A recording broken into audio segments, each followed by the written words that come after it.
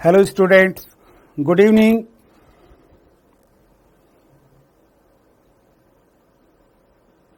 कैसे हैं आप लोग?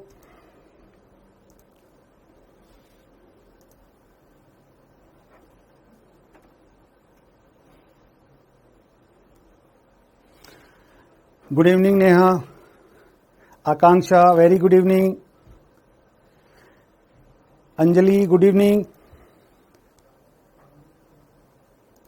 मेरी वॉइस आ रही है आपको प्रॉपरली? मेरी आवाज सुनाई पड़ रही है? ऑडियो वीडियो क्लियर है? Rupali good evening. मैं बिल्कुल ठीक हूं बेटा। पवन बिल्कुल ठीक हूं। मेरी आवाज आ रही है सभी लोगों को? वॉइस में कोई प्रॉब्लम तो नहीं है? Aru very good evening, Ankita very good evening, Avinash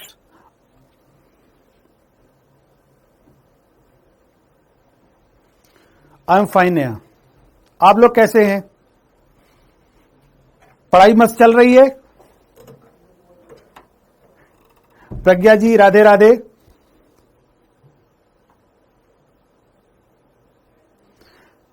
I am fit and fine. बिल्कुल। नया बैच कौन सा है?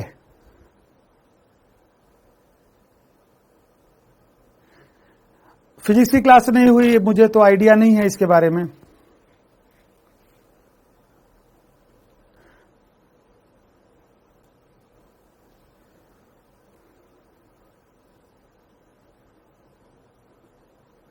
हेलो मंजीत।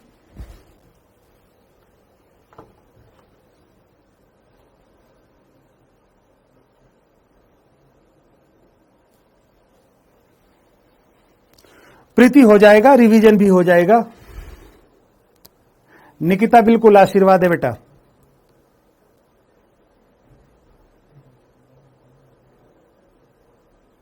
हाँ स्वाति बिल्कुल ले सकते हैं आप क्लास, है ना? ऐसा कुछ नहीं, आपकी क्लास है, जब मर्जी आए तब लो, ऐसा कुछ नहीं है। राइट?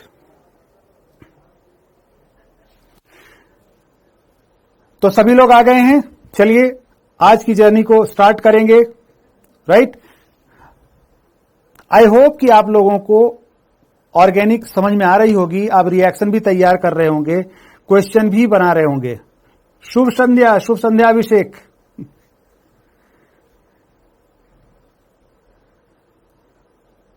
ट्राई कर रहे हैं क्वेश्चन बनाने के लिए।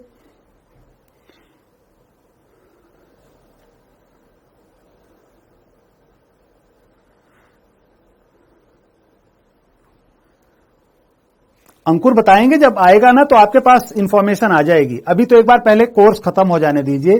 एक बार जो ये हाइड्रोकार्बन का पार्ट है वो आपका खत्म हो जाए, है ना? क्वेश्चंस ले लेंगे हम, डोंट वरी। हम क्वेश्चन सारे एक साथ में ले लेंगे। जैसे ही हमारा एल्केन, एल्कीन, एल्काइन और एरोमेटिक वाला पार्ट हो जाएगा, तो एक दिन हम सारे क्वेश्चन को ही डिस्कस कर देंगे। हाँ बिल्कुल पवन, कर सकते हो। एलन के मॉड्यूल से आप कर सकते हो। राइट? नहीं नहीं सारा सारा जब आप मेरे स्टेज पे आओगे ना, तो इसी को बोलोगे कि फिट। राइट?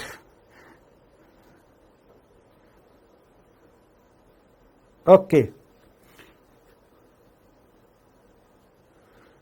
बस ये लास्ट चैप्टर हाइड्रोकार्बन आपका चल रहा है।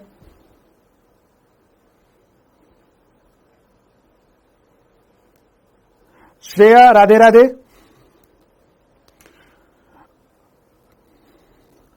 ओके,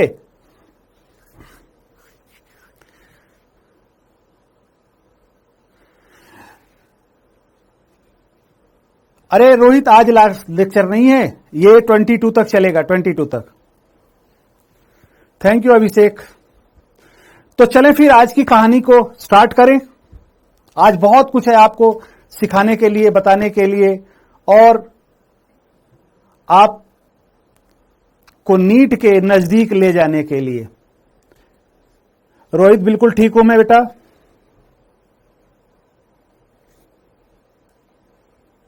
स्वाति जय शंकर की, जय शंकर की।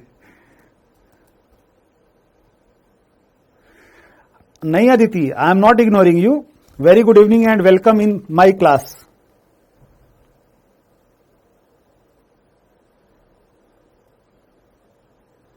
अदिति, वंस अगेन मैं बोल रहा हूं आपको, ठीक है? ऐसा हो जाता है, देखो क्या है ना, बहुत सारे कमेंट्स एक साथ आते हैं तो, है ना, उनको एक साथ में रीड करना और रिस्पॉन्ड करना पॉसिबल नहीं हो पाता है, पर मेरा आप सभी लोगों को, ठीक है? तो चलिए फिर, दिग्विजय, जय महाकाल की।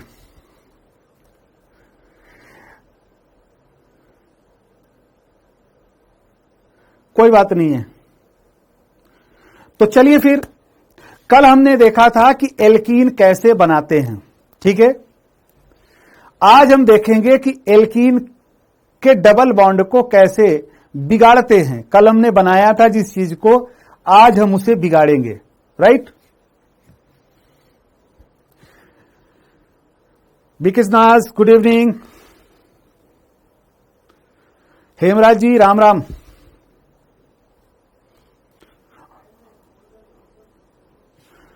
अदिति, बर्च रिडक्शन, देखो बर्च रिडक्शन इज नथिंग बेटा। देखो बर्च रिडक्शन में क्या होता है, बहुत सारे बच्चों ने हो सकता है कल उतने अच्छे से ध्यान न दिया हो, मैं इसी स्लाइड पे आपको बता देता हूं। कल मैंने आपको बताया था, इंग्लिश में लिख दूं बर्च रिडक्शन, समझ में आ जाएगा ना, BIRCH, बर्च रिडक्शन, है ना, बर्च अपचयन। हिंदी इंग्लिश से इसकी भावनाओं में कोई फर्क नहीं पड़ेगा, है ना, राइट? तो बर्च रिडक्शन की अगर हम बात करते हैं तो बर्च रिडक्शन हम यहां पे दो चीजें लेते हैं। एक तो हम सोडियम धातु को लेते हैं और दूसरा हम क्या लेते हैं, अमोनिया लेते हैं, जो कि द्रव के रूप में होनी चाहिए। यहां पे गैसियस अमोनिया नहीं चलेगी। तो बर्च रिडक्शन में अपचायक का काम कौन करता है, सोडियम और द्रव अमोनिया, सोडियम और द्रव अमोनिया, ठीक है? अब होगा ये, देखो इसके अंदर के बर्च रिडक्शन के अंदर जो सोडियम है वो क्या करेगा, वो हमें इलेक्ट्रॉन देगा, और जो अमोनिया है वो हमको क्या देगा, H+ देगा, ठीक? अब ये दोनों लेकर के अल्काइन क्या करेगा, मान लेते हैं कि मेरे पास यहां पे एक ट्रिपल बॉन्ड है, राइट? इस ट्रिपल बॉन्ड पे ये 2 इलेक्ट्रॉन और 2 प्रोटॉन जो कहां से आ रहे थे, बर्च रिडक्शन से, वो इस तरीके से जुड़ेंगे कि दोनों हाइड्रोजन एक दूसरे के विपरीत हो जाएंगे,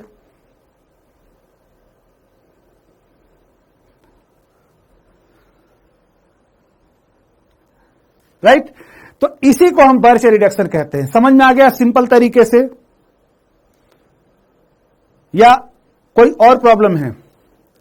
आरू, क्लास रुकी नहीं बेटा, क्लास चल रही है, आप अपने नेट को चेक कर लो एक बार। भाई ये मंजीत कुमार जी, समझ में आया? तो बर्च रिडक्शन अगर मुझे मिलेगा तो क्या बर्च रिडक्शन को अब मुझे कोई प्रॉब्लम आएगी, बताइए?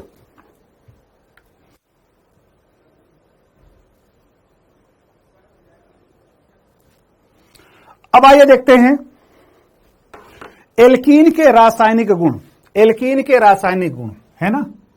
तो मेरे पास यहां पे कल हमने बना करके रखा हुआ था एल्कीन, और आज हम देखने वाले हैं कि इसके क्या क्या रासायनिक गुण हैं, यानी ये कौन कौन सी अभिक्रियाएं देने वाली है एल्कीन, है ना? तो एल्कीन के रासायनिक गुण की बात हम लोग करने वाले हैं, यानी केमिकल रिएक्शन की बात हम करने वाले हैं। आज का चैप्टर हमारा क्या है, राइट?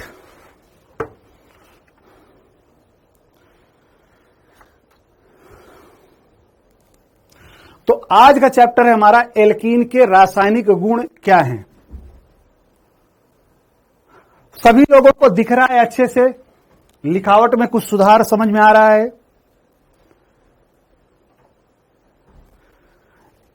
या अभी भी उतनी ही समस्या हो रही है? सारा देखो, भौतिक गुण में क्या होता है कि एल्कीन जो होते हैं ना, ज्यादातर गैसियस होते हैं, राइट?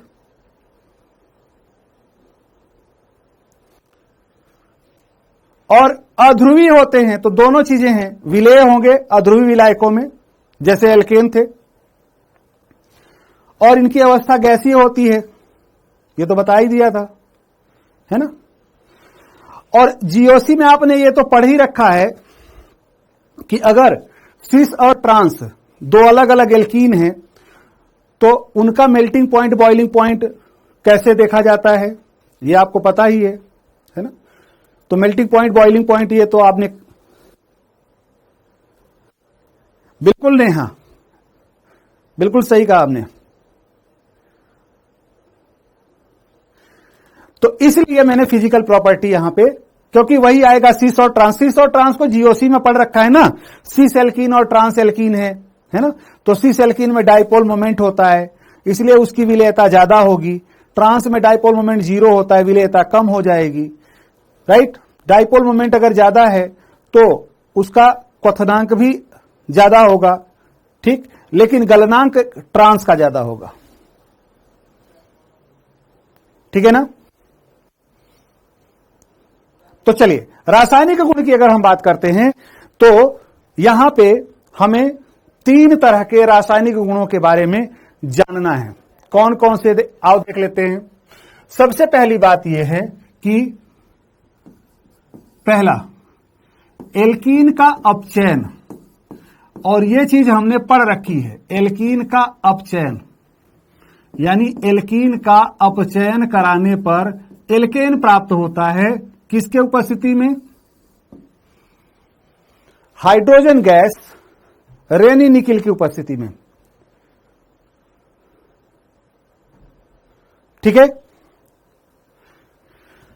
तो एल्कीन का अपचयन, ये अभिक्रिया हमने पढ़ रखी है। दूसरी अभिक्रिया हम देखेंगे यहां पे, एल्कीन में योगात्मक अभिक्रिया, योगात्मक अभिक्रिया, एल्कीन की योगात्मक अभिक्रिया, ठीक है? योगात्मक अभिक्रिया जो कि अभिलाक्षणिक अभिक्रिया होती है, योगात्मक अभिक्रिया। इस योगात्मक अभिक्रिया के 2 प्रकार होंगे, जिनको कि हम क्या बोलेंगे? इलेक्ट्रॉन स्नेही,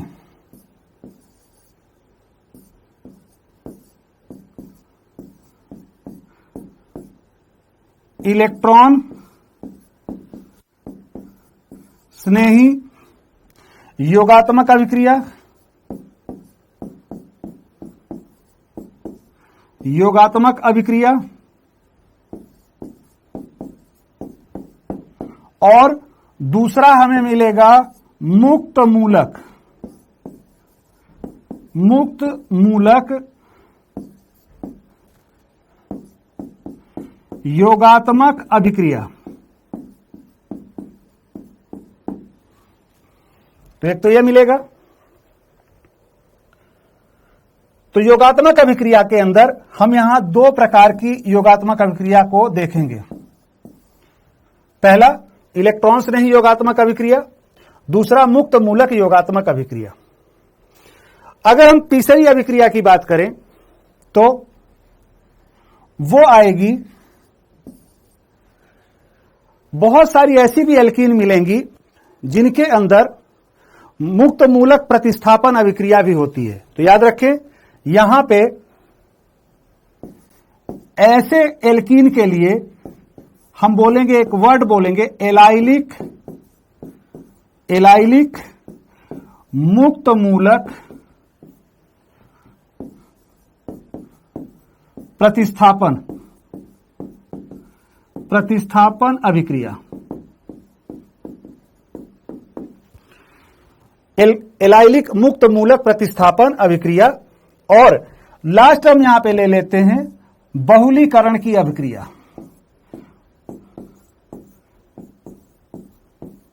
बहुलीकरण की अभिक्रिया, बहुलीकरण की अभिक्रिया। इसमें क्या होता है, एल्कीन के एक अणु से एल्कीन का एक दूसरा अणु जोड़ते हैं हम, राइट। तो इसीलिए इसको हम बोलते हैं बहुलीकरण। बहुलीकरण का मतलब ये मत समझ लेना बहुलीकरण मतलब बहु लेके आ रहा है, ऐसा मत सोचो। बहुलीकरण का मतलब ये हुआ कि एक अणु से दूसरे अणु को हम क्या करते जा रहे हैं, जोड़ते जा रहे हैं, राइट। तो कुल मिलाकर के हमें इन 4 प्रकार की अभिक्रियाओं के बारे में जानना है। अब एक अभिक्रिया तो हमने पहले ही पढ़ रखी है, कौन सी वाली, ये अपचयन वाली अभिक्रिया तो हमने पढ़ रखी है ना। इस अपचयन वाली अभिक्रिया को हमने पढ़ रखा है पहले, तो इसको हमें पढ़ाने की जरूरत तो नहीं है, राइट। दूसरे प्रकार की अगर हम बात करें यहां पे योगात्मक अभिक्रिया, तो योगात्मक अभिक्रिया में क्या होता है कि एल्कीन के पास पाई बॉन्ड है ना, इसलिए यहां पे योगात्मक अभिक्रिया उपस्थित होगी। तो आइए देखते हैं एल्कीन की योगात्मक अभिक्रिया, है ना। अब योगात्मक अभिक्रिया में कौन सी योगात्मक अभिक्रिया हम सबसे पहले देखने वाले हैं, तो योगात्मक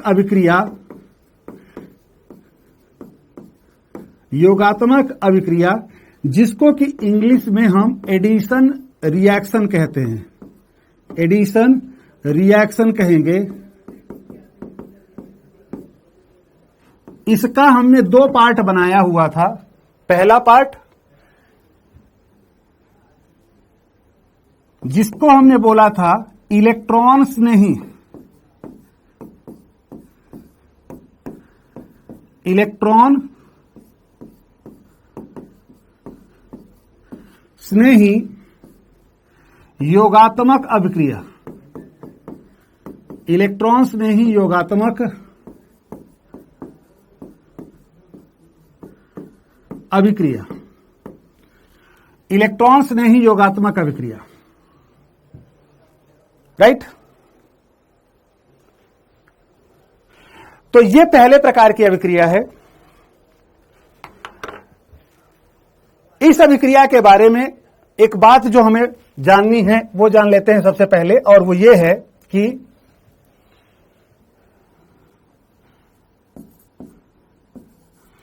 यह अभिक्रिया कौन सी, इलेक्ट्रॉन स्नेही योगात्मक, है ना। यह अभिक्रिया एल्कीन की अभिलाक्षणिक अभिक्रिया होती है। अभिलाक्षणिक, अभिलाक्षणिक इसका मतलब क्या होता है, कोई बता सकता है? अभिलाक्षणिक का मतलब क्या है?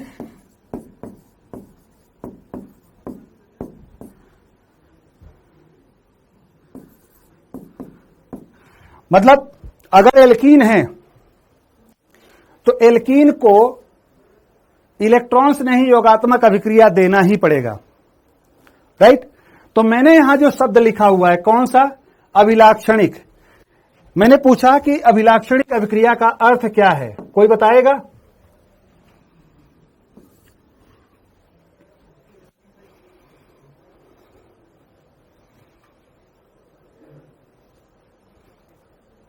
बोलिए। कैरेक्टरिस्टिक रिएक्शन है ये। अभिलाक्षणिक मतलब जिसको देख के ही पहचान जाए। जैसे अगर मैं आपसे बोलूं, मैंने एक शब्द यूज किया, आज मैंने हाथी देखा, राइट। तो एक बात बताओ, आपके दिमाग में क्या आएगा, हाथी शब्द आएगा या एक जानवर की इमेज आएगी? क्या आएगा?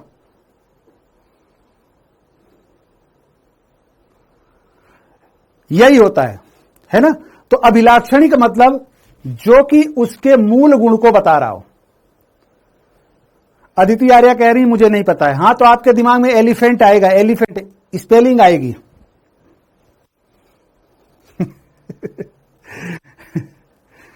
अच्छा, जब मैं बोलूं कि रास्ते से गुजर रहा था, एक बिल्ली मिली, तो बिल्ली का शब्द समझ में आएगा या बिल्ली कोई जानवर है ये समझ में आएगा?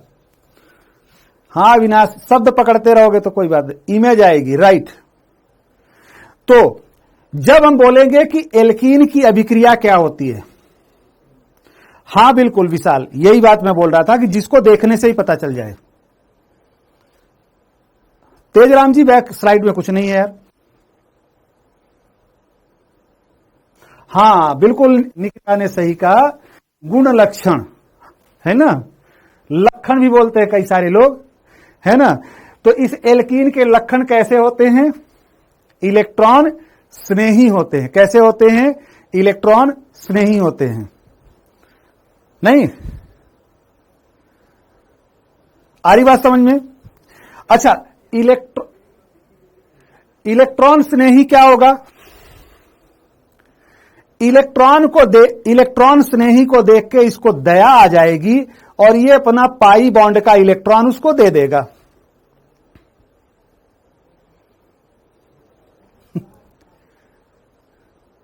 राइट? मैंने क्या बोला? इसके संपर्क में जैसे ही इलेक्ट्रॉन स्नेही आएगा, ये इलेक्ट्रॉन स्नेही को फटाक से अपने पाई बंध का इलेक्ट्रॉन दे देगा। हां, सारा चौधरी बोल रही हैं कि जब इसके पास से कोई इलेक्ट्रॉन का प्यार करने वाला गुजरेगा तो एल्कीन का डबल बॉन्ड उससे जुड़ जाएगा। राइट? प्रज्ञा जी, इलेक्ट्रॉन डोनर, हां, यानी जो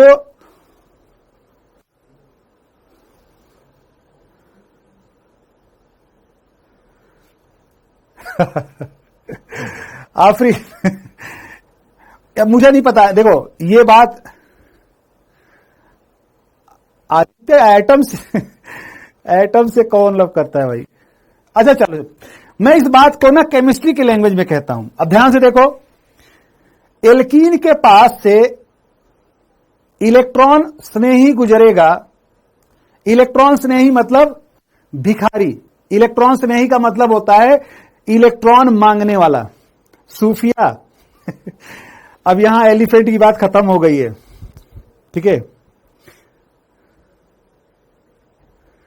हां, यानी जब एल्कीन के पास से ऐसा अभिकर्मक गुजरे जिसके पास इलेक्ट्रॉन नहीं है, यानी जिसका अष्टक अपूर्ण है। देखो, दो प्रकार के आक्रमणकारी हमको मिलेंगे केमिस्ट्री में, दो प्रकार के आक्रमणकारी हमको मिलेंगे, यानी दो प्रकार के अभिकर्मक मिलेंगे।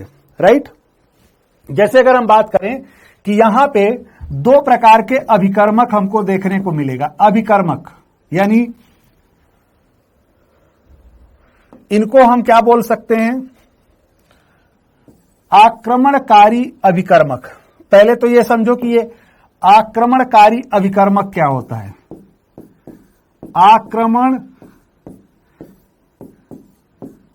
आक्रमणकारी अभिकर्मक,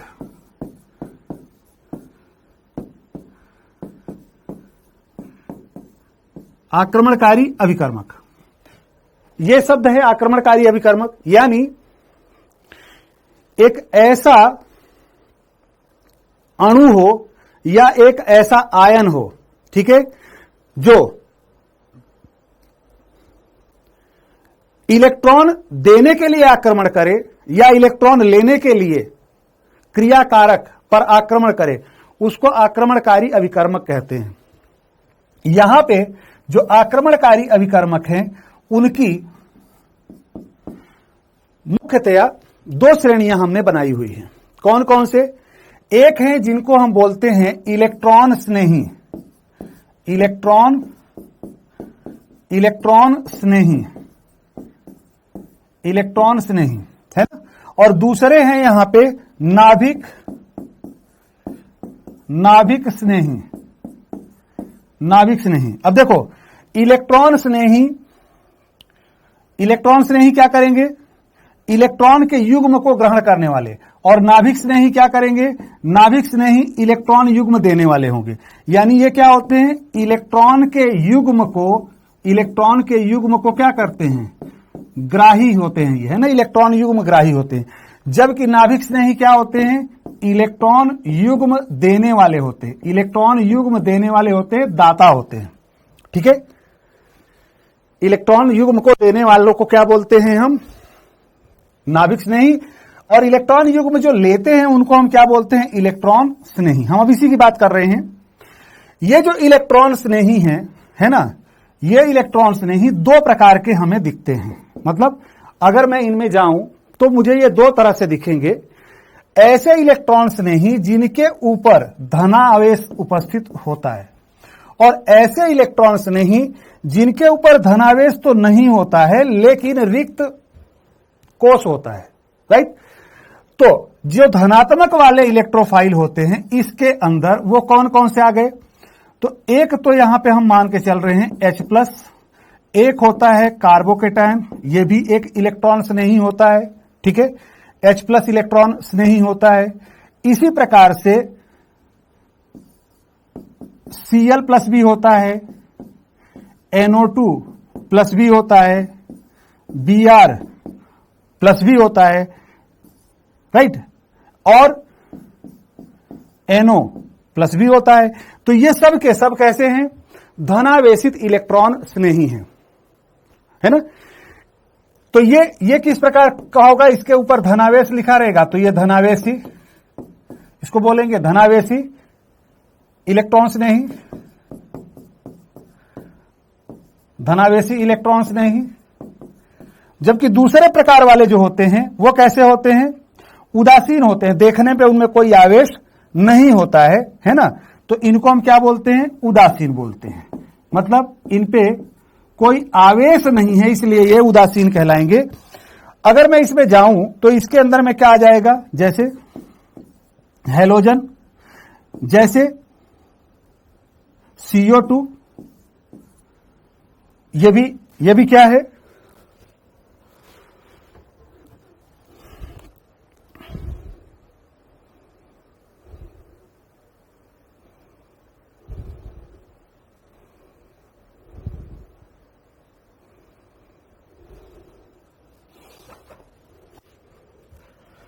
जैसे X2 है, CO2 है। ये किस प्रकार के इलेक्ट्रॉन्स नहीं है? ये उदासीन इलेक्ट्रॉन्स नहीं है ना? इसी प्रकार से जैसे SO3 भी एक इलेक्ट्रॉन्स नहीं है। SO3 की जगह हम लोग ओजोन अगर ले लेंगे तो ये भी किस प्रकार का इलेक्ट्रॉन्स नहीं है? राइट? ओजोन भी क्या है? यहां पे उदासीन इलेक्ट्रॉन्स नहीं है। मेरे ख्याल से इलेक्ट्रॉन्स नहीं क्या होता है सारे लोगों को समझ में आ गया होगा।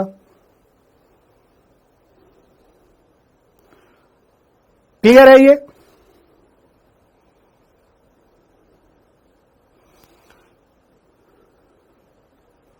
क्लियर? चलो, तो यहां पे देखें इलेक्ट्रॉन्स नहीं योगात्मक अभिक्रिया, ये अभिलाक्षणिक अभिक्रिया होती है। इसमें आक्रमणकारी अभिकर्मक क्या होता है? अब देखो यहां अगर मैं इस अभिक्रिया को देखूं तो मेरे पास ये एल्कीन का डबल बॉन्ड होगा। यह अभिक्रिया शुरू होती है जब कोई इलेक्ट्रोफाइल यहां पे आए, जब कोई इलेक्ट्रोफाइल आए। राइट? तो जब इलेक्ट्रोफाइल पर धनावेश, सिर्फ धनावेश है और वो धनावेश लेकर के इलेक्ट्रोफाइल आएगा तो क्या होगा? एक जगह पे तो इलेक्ट्रोफाइल खुद जुड़ जाएगा, यहां पे इलेक्ट्रोफाइल जुड़ गया। ठीक है? तो देखो इलेक्ट्रोफाइल यहां पे जुड़ा और दूसरी जगह पे धनावेश आ गया, है ना? तो पहले स्टेप में सबसे पहले क्या जुड़ेगा? इलेक्ट्रोफाइल। अब यहां एक बात और भी ध्यान से देखो, इस इलेक्ट्रोफाइल के पास अगर धनावेश भी है और इलेक्ट्रॉन युग्म भी है तो उस केस में ध्यान देखो यहां पे क्या बन रहा है? अगर केवल धनावेशित है तो फिर मध्यवर्ती क्या बनेगा? कार्ब धनायन बन जाएगा।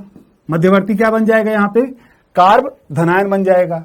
लेकिन अगर इलेक्ट्रोफाइल के पास धनावेश भी है और इलेक्ट्रॉन का युग्म भी है, जैसे आप देखोगे कि इस प्रकार के इलेक्ट्रोफाइल, जैसे कि ये देखो, ब्रोमीन के ऊपर धनावेश भी है, क्लोरीन के ऊपर धनावेश भी है। तो अगर इस प्रकार का कोई इलेक्ट्रोफाइल आएगा तो यहां पे क्या होगा,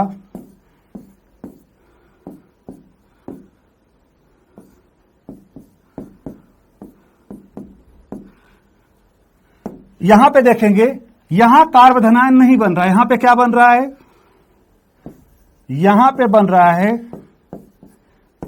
चक्रीय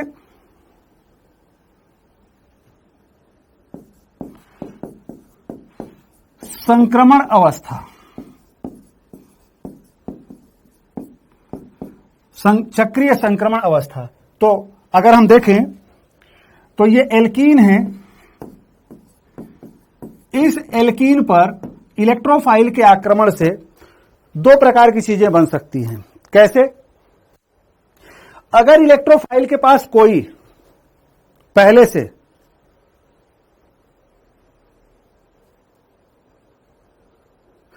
अरे दिव्या, मैं कोई देख के नहीं पढ़ा रहा हूं, ठीक है, मैं तो आपके सामने हूं, खड़ा हुआ हूं, है ना, मैं तो आपके सामने खड़ा हुआ हूं। वो मेरे मोबाइल में कोई फोन आ रहा था, उसको साइलेंट करना था, राइट।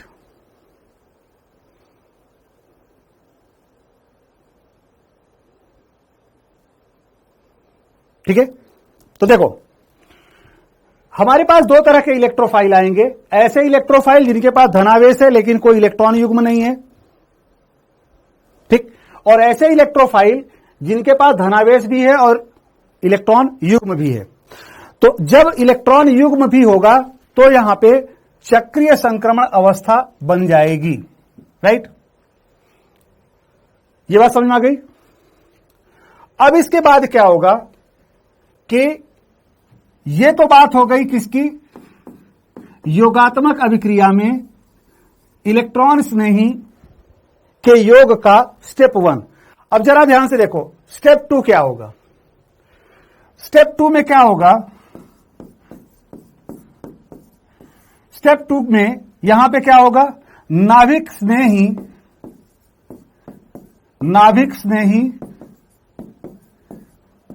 का आक्रमण होगा। नाभिक स्नेही का क्या होगा, आक्रमण होगा। अब जरा ध्यान से देखो, नाभिक स्नेही का पहले वाले में क्या हुआ, पहले वाले में यहां पे क्या हो रहा है, इलेक्ट्रॉन स्नेही का आक्रमण हो रहा है। पहले क्या हो रहा है, इलेक्ट्रॉन स्नेही का आक्रमण, इलेक्ट्रॉन स्नेही का आक्रमण। इलेक्ट्रॉन स्नेही के आक्रमण से दो चीजें हमको मिल सकती है, या तो कार्बोधनायन मिल सकता है, ठीक है,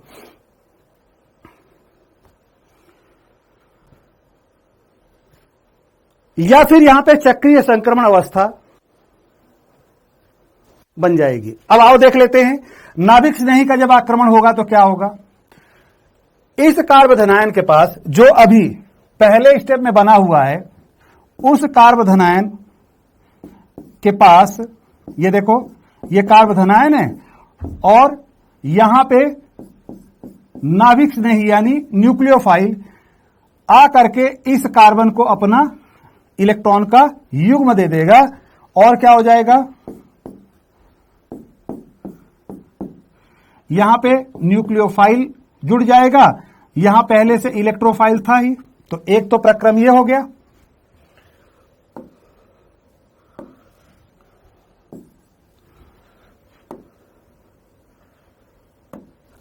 ठीक है, यहां पे एक इलेक्ट्रोफाइल जुड़ जाएगा, है ना। तो ये स्टेप नंबर 2 है। तो ध्यान रखेंगे कि योगात्मक अभिक्रिया में जो इलेक्ट्रॉन स्नेही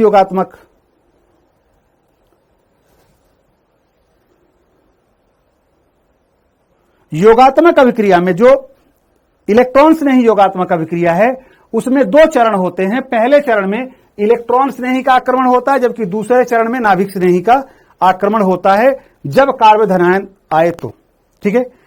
अच्छा, इसके केस में क्या होगा, अगर मान लो चक्रीय संक्रमण अवस्था आ गई, तो चक्रीय संक्रमण अवस्था में क्या करेंगे, आइए देखते हैं। हमने चक्रीय संक्रमण अवस्था में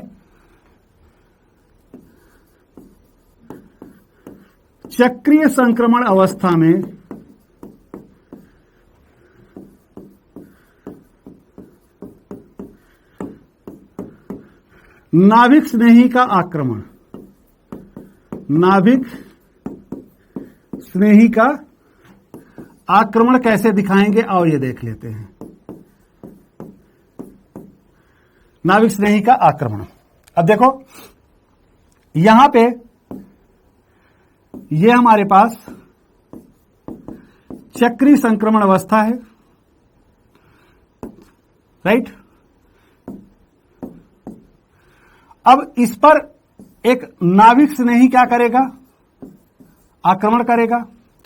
तो नाभिक स्नेही आक्रमण यहां पे किस प्रकार से कर सकता है, ये नाभिक स्नेही आक्रमण अगर हम देखें तो ये इस कार्बन पे भी आक्रमण कर सकता है ऊपर से, ठीक है ना, या फिर इस कार्बन पे आक्रमण कर सकता, मतलब इसके पास दो अलग अलग कार्बन, चलो मान लेते हैं कि मैं इसको मान लेता हूं कि ये पहले कार्बन पर आक्रमण हो गया और ये दूसरे कार्बन पर आक्रमण हो गया, ठीक है।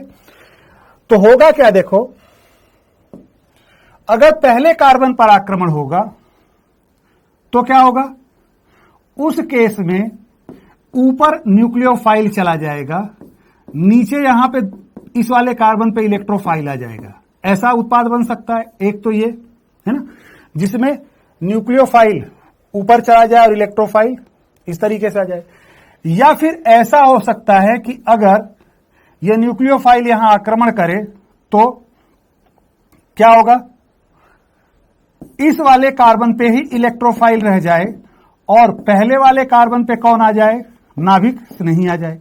तो ये दो परिस्थितियां यहां पे हो सकती हैं जब चक्रीय संक्रमण अवस्था में नाभिक स्नेही का आक्रमण होता है। समझ में आ रही बात?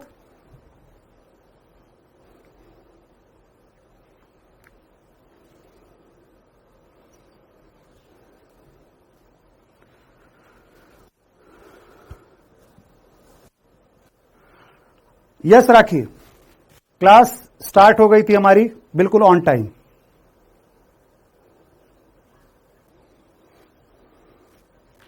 तो बोलिए कार्बधनायन बनेगा या चक्रीय संक्रमण अवस्था बनेगी?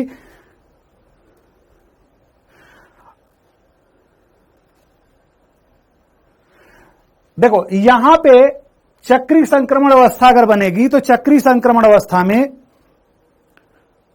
पुनर्विन्यास नहीं होगा, कार्बधनायन वाले में पुनर्विन्यास होगा। तो यह बात समझ में आ जाएगी।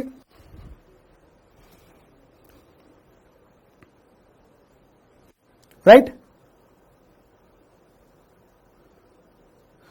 अब मैं आगे बढ़ूं, इसके आगे चलूं।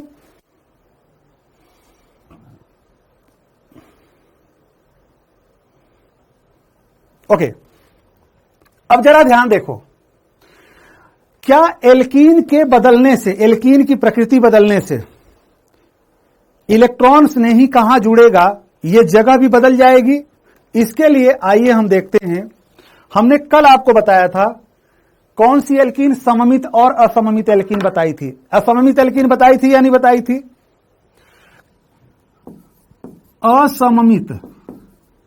असममित एल्कीन बताई थी हमने या नहीं? एक बार सारे लोग यस करके बताओ, असममित एल्कीन क्या होती है?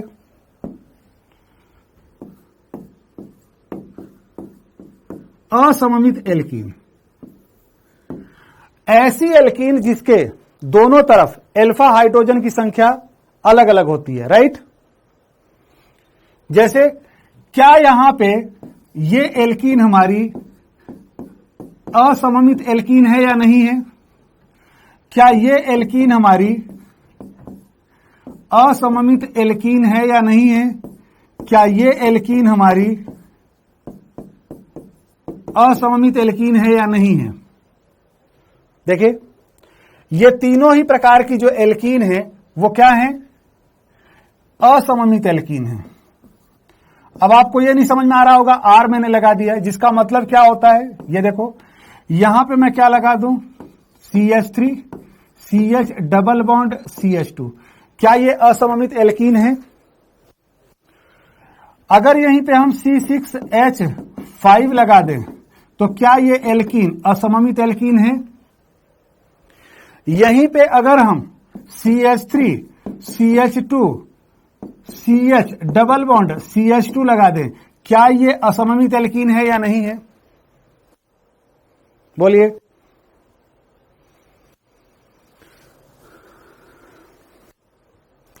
आकांक्षा कुमारी जी, रिवीजन बैच कब स्टार्ट होगा? इसका नोटिफिकेशन आ जाएगा। पहले रिवीजन ही करना है क्या?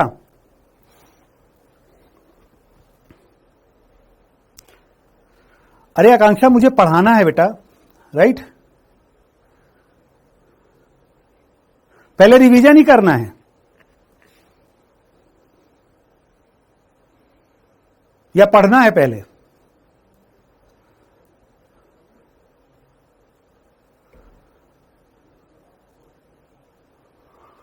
ये सारे देखो, आप अभी सिर्फ फोकस करिए जो मैं आपको पढ़ा रहा हूं ना, हम लोग सिर्फ उसी की बात करना, राइट?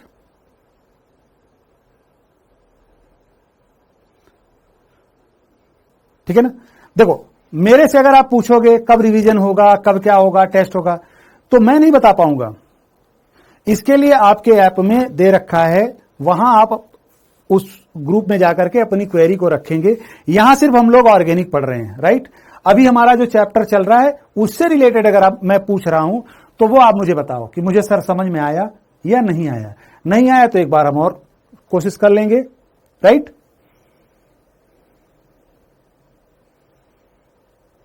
क्लियर है ना ये?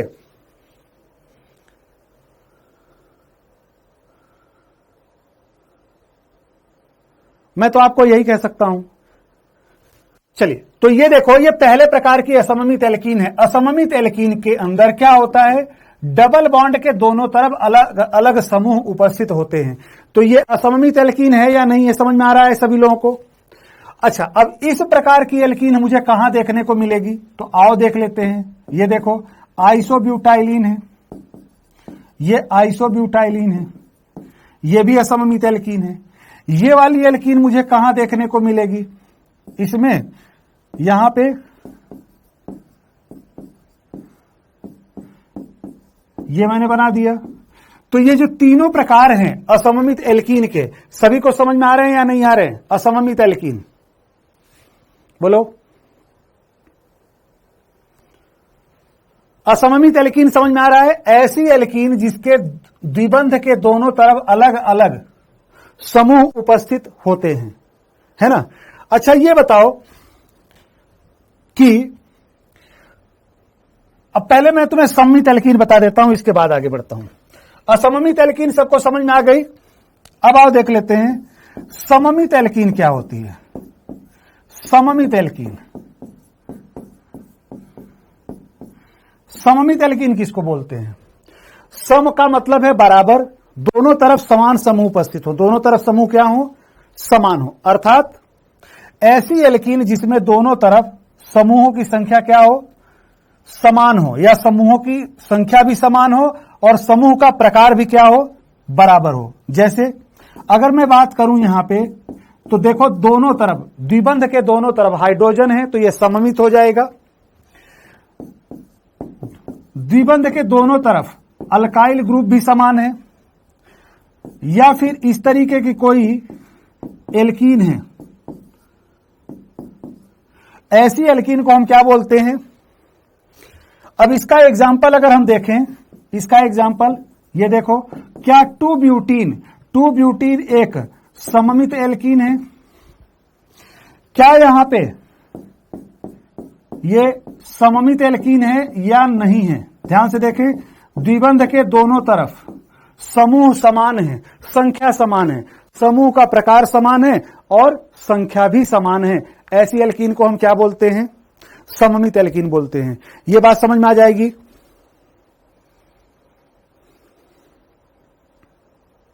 बोलो, ये बात समझ में आ जाएगी सभी लोगों को?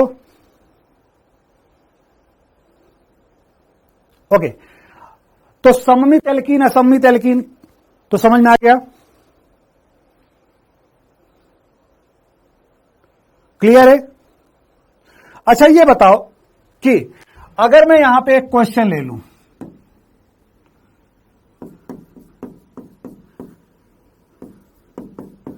निम्न में से कौन सी एल्कीन असममित है? आपके पास ये ऑप्शन है,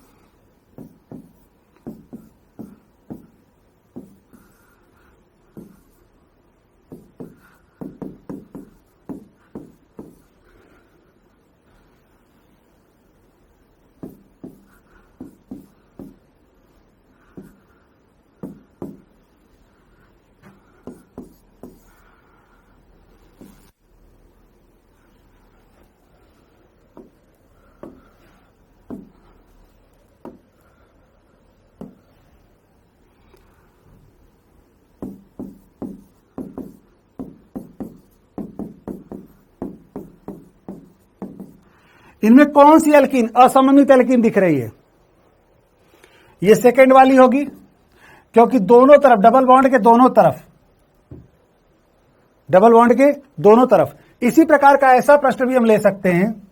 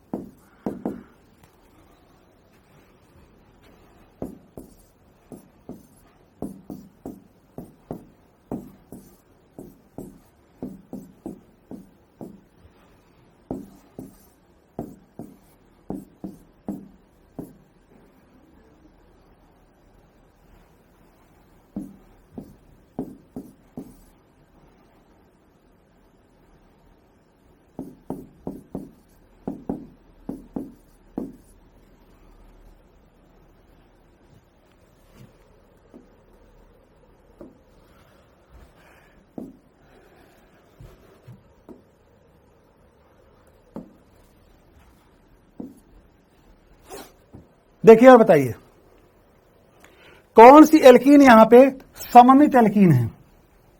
कौन सी एल्कीन यहां पे सममित एल्कीन है? तो थर्ड होगा, राइट। तो सममित एल्कीन और असममित एल्कीन कैसे पहचानते हैं और क्या होती हैं, ये बात समझ में आ गई अपने को? ओके, अब आइए देखते हैं सममित और असममित अभिकर्मक कौन से होते हैं। देखो यहां पे अभिकर्मक, ये दो प्रकार के अभिकर्मक होंगे। कौन से? सममित और असममित। सममित और असममित, इसका मतलब क्या हुआ? जब इलेक्ट्रोफाइल और न्यूक्लियोफाइल दोनों समान हो, यानी यहां पे इलेक्ट्रोफाइल और न्यूक्लियोफाइल दोनों ही क्या हो? समान हो, तब उसको हम क्या बोलते हैं? सममित। और जिसमें इलेक्ट्रोफाइल अलग हो और न्यूक्लियोफाइल अलग हो, उसको हम क्या बोलते हैं? असममित। उसको क्या बोलेंगे? असममित। सममित की अगर हम बात करें तो जैसे ये देखो कि ब्रोमोनियम आयन और ब्रोमाइड आयन दोनों समान है, तो यह किस प्रकार का अभिकर्मक हो गया? ये सममित हो गया। इसी प्रकार से Cl+ और Cl-, ये किस प्रकार का अभिकर्मक हो गया? सममित अभिकर्मक हो गया। किस प्रकार का अभिकर्मक हो गया? ये सममित अभिकर्मक हो गया, राइट। असममित अभिकर्मक में क्या होगा? इलेक्ट्रोफाइल यहां पे न्यूक्लियोफाइल से अलग होगा, यानी इलेक्ट्रोफाइल और न्यूक्लियोफाइल अलग होगा। कैसे? इलेक्ट्रोफाइल यहां पे H+ है, जबकि न्यूक्लियोफाइल यहां पे Br- हो जाए या फिर Cl- हो जाए, तो ये असममित अभिकर्मक हुआ, राइट। इसी प्रकार से अगर इलेक्ट्रॉन्स नहीं हमारा H+ हो और नाभिक्स नहीं हमारा यहां पे क्या हो सकता है? OH- हो सकता है, या फिर इलेक्ट्रॉन्स नहीं यहां पे Cl+ हो सकता है और ये OH- हो सकता है, या फिर इलेक्ट्रॉन्स नहीं हमारा NO+ हो सकता है और नाभिक स्नेही यहां पे क्या हो सकता है, Cl माइनस हो सकता है। तो इस प्रकार से अगर हम देखें तो एल्कीन भी सममित और असममित होती है और अभिकर्मक भी क्या होते हैं, सममित तथा असममित होते हैं। क्या होते हैं,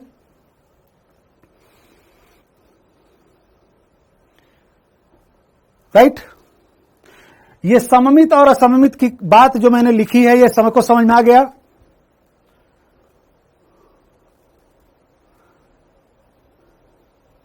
यस या नो बोले, फिर मैं आगे बढ़ूंगा।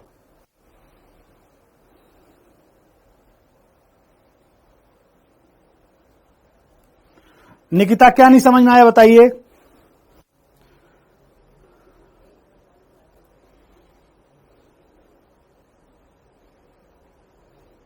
आदित्य प्रताप जी बताइए क्या नहीं समझ में आया इसमें।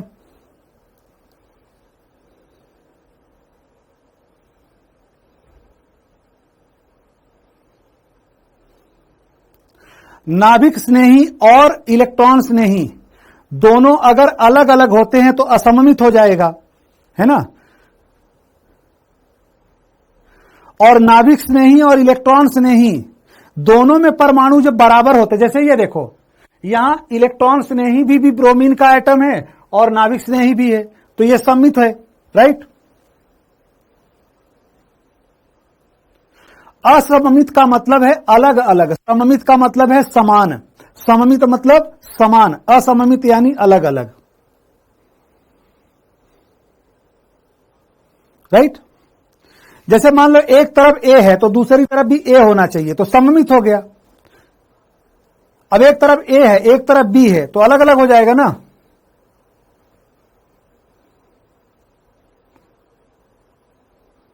चलो अब मैं आगे बढ़ता हूं।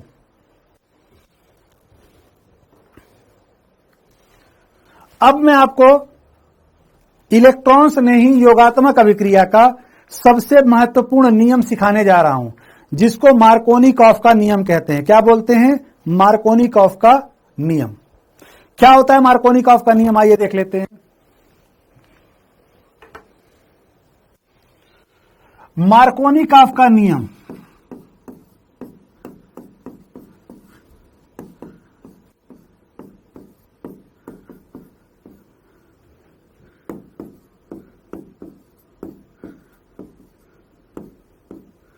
मार्कोनिकॉफ का नियम जानेंगे हम।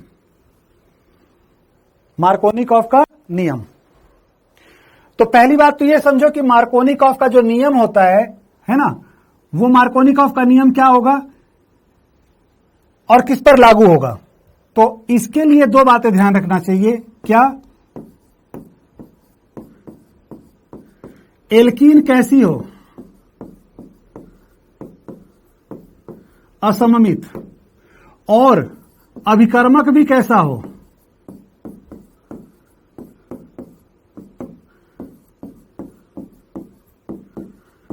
असममित।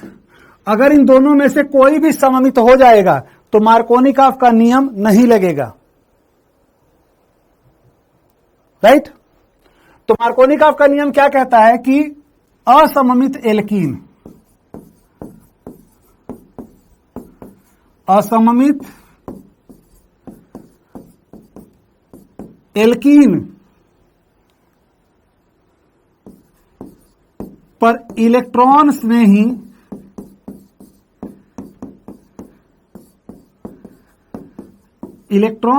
योगात्मक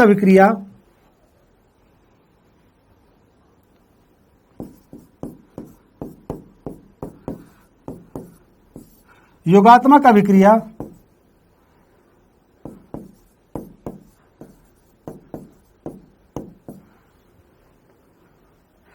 इस प्रकार संपन्न होती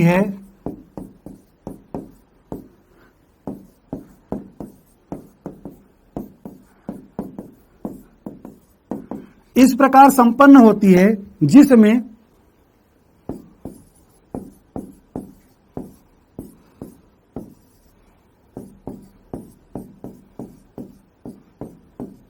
इलेक्ट्रॉन्स नहीं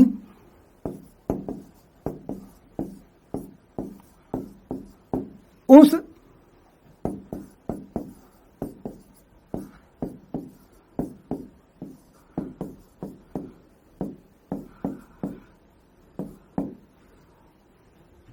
उस कार्बन द्विबंध से जुड़ता है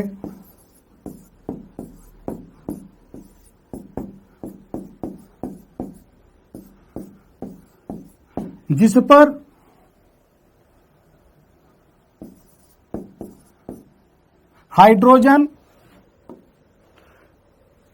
हाइड्रोजन की संख्या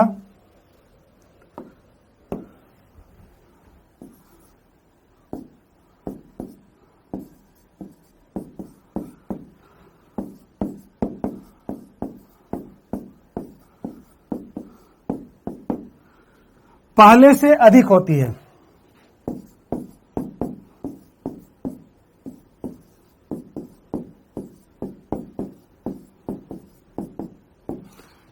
यही है मार्कोनिकॉफ का नियम। मार्कोनिकॉफ का नियम क्या कहेगा कि जब इलेक्ट्रॉन्स ने ही योगात्मक अभिक्रिया होगी तो उस स्थिति में इलेक्ट्रॉन्स ने ही उस कार्बन के द्विबंध से जुड़ेगा जहां पहले से ही हाइड्रोजन परमाणुओं की संख्या क्या होगी, ज्यादा होगी। इसी प्रकार से नाभिक ने ही उस कार्बन पर जुड़ जाएगा जहां पर पहले से हाइड्रोजन की संख्या क्या होगी, कम होगी। राइट? ये बात समझ में आ रही है सभी को? मार्कोनिकॉफ के नियम के लिए एल्कीन कैसी होनी चाहिए? असममित होनी चाहिए। और अभिकर्मक भी कैसा होना चाहिए? असममित होना चाहिए। तभी यह अभिक्रिया होगी, अन्यथा नहीं होगी। क्लियर है ये?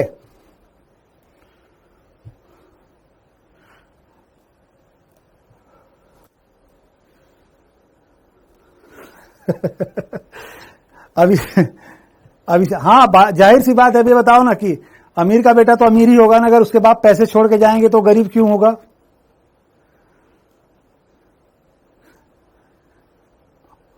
अमीर ही होगा ना।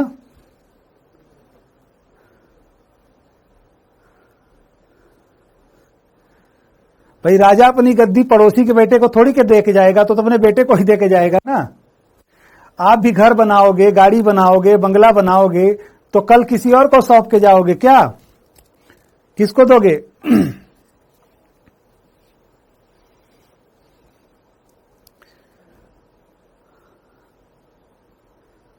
किसको दोगे?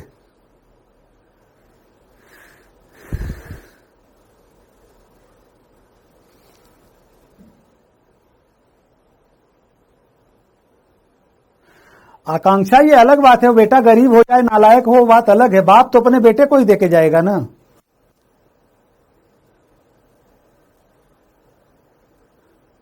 निकिता बोल रही, हाँ ठीक है, मुझे दे दो, मैं ले लूंगा, कोई दिक्कत नहीं है। गरीबों के लिए। अरे भाई, जब पैसे दे देंगे तो गरीब कोई गरीब थोड़ी रहेगा। गरीब इसलिए है क्योंकि पैसे नहीं है। तो गरीब अमीर होने के लिए गरीब रहने चाहिए। हाँ, संध्या सही कह रही। किसी को क्यों देंगे? किसी को नहीं देने की जरूरत है।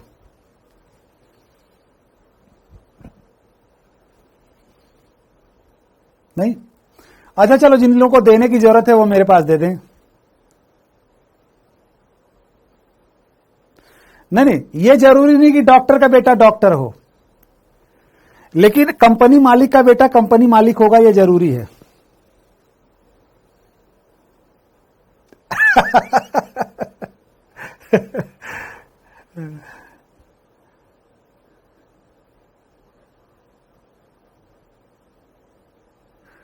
हाँ फ्रेंड, बिल्कुल खरीदना चाहिए।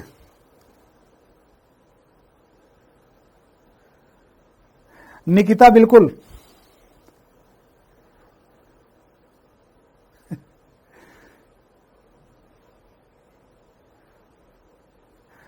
हाँ, एड्रेस दे देंगे, आ जाओ कोटा में, बता देंगे, या तलवंडी में पूछ लेना किसी से।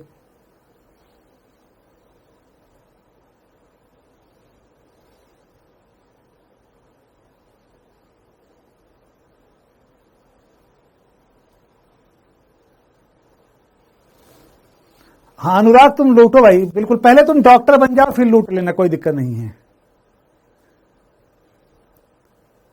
पहले तुम डॉक्टर बन जाओ। जब डॉक्टर बन जाओगे तब तो गलत सलत ऑपरेशन करके लोगों से करोगे ना।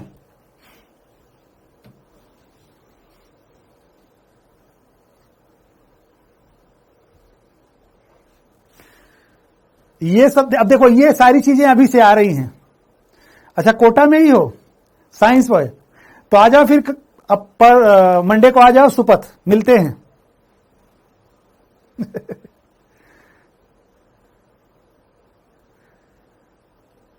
ओके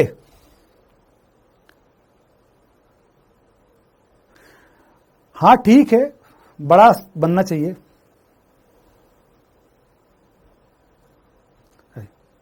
हाँ बिल्कुल, देखो बच्चों, इसके अंदर समझने वाली जो बात है ना, वो मार्कोनिकॉफ का नियम है।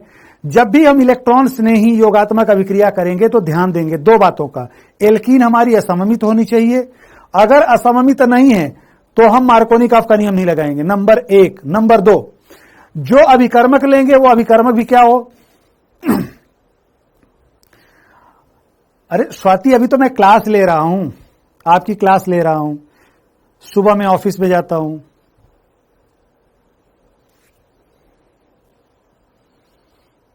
ठीक है, अभिषेक कुछ नहीं खरीद रहा। कुछ नहीं। ओके, तो चलो आओ देख लेते हैं, पहले क्लास को देखें।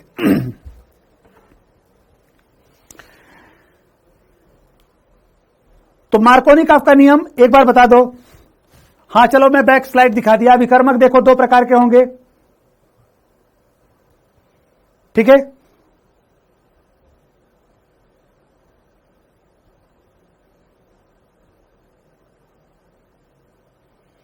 देख लो यहां पे, इसके पहले देखो मैंने सम्मित और असम्मित एल्कीन बताया था, ये देखो है ना, सम्मित और असम्मित एल्कीन क्या होती है ये बताया था। तो सम्मित और असम्मित एल्कीन सबको समझ में आ गया।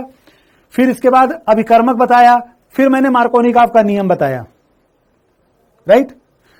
अब मैं मार्कोनिकॉफ के नियम को लगाने जा रहा हूं।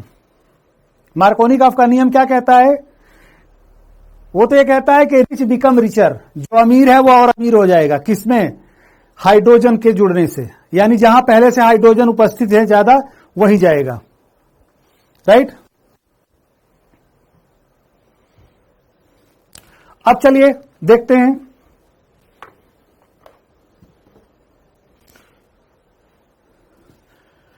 आइए देखें,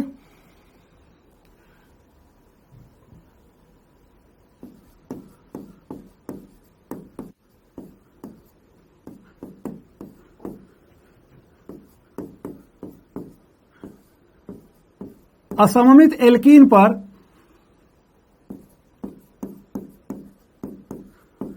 असममित अभिकर्मक का योग। तो मैंने एक काम किया, यहां पे एक असममित एल्कीन ले लिया। इस असममित एल्कीन पर, यह एल्कीन कैसी है? असममित है। इस असममित एल्कीन पर मैंने H+ को जोड़ा। H+ कहां जुड़ेगा?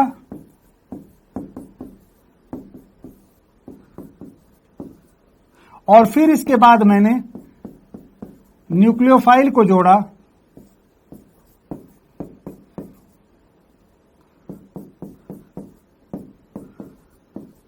ठीक है, तो यहां पे मार्कोनिकॉफ का नियम हमारा लगेगा। आइए देखते हैं कि अगर मैं यहां पे इसी असममित एल्कीन पर किसका योग करा दूं? हाइड्रोजन हैलाइड का योग करा दूं। अब आइए मैं एग्जांपल की बात कर रहा हूं यहां पे, है ना। हाइड्रोजन हैलाइड का योग करा देता हूं, ठीक है। यानी HX अम्ल का योग हम लोग यहां पे करने वाले हैं। HX अम्ल का योग। अब HX में हमने किसको ले लिया है? चाहे तो हम HCl ले लें, चाहे तो HBr ले लें, और चाहे तो HI ले लें। इनमें से कोई भी ले लेंगे। इस पर हमने HCl का योग किया। अब देखो, HCl में H पर प्लस और Cl पे माइनस आवेश है, इसलिए योगात्मक अभिक्रिया किसके अकॉर्डिंग होगी? मार्कोनिकॉफ के नियम के अनुसार होगी। तो इसको हम यहां पे लिखेंगे MKA, है ना। MKA का मतलब होता है Markovnikov addition. Markovnikov addition, Markovnikov addition जब होगा तो यहां पे ये Cl जुड़ जाएगा और यहां ये CH3 जुड़ जाएगा। तो HCl का योग करेंगे, अगर यहीं पे HBr का योग करेंगे तो वो भी मार्कोनिकॉफ का योग कहलाएगा और क्या बनेगा, Cl की जगह यहां पे Br आ जाएगा। ये देखो Br आ जाएगा। हम यहां पे HI का भी योग कर सकते हैं और जहां पे Br है ठीक उसी जगह पे ये आयोडीन भी आ जाएगा। ठीक है, तो असममित एल्कीन पर हाइड्रोजन अम्ल का जब योग, हाइड्रोजन हैलाइड अम्ल का योग जब कराते हैं तो वो मार्कोनिकॉफ योग होता है। राइट, क्लियर है ये?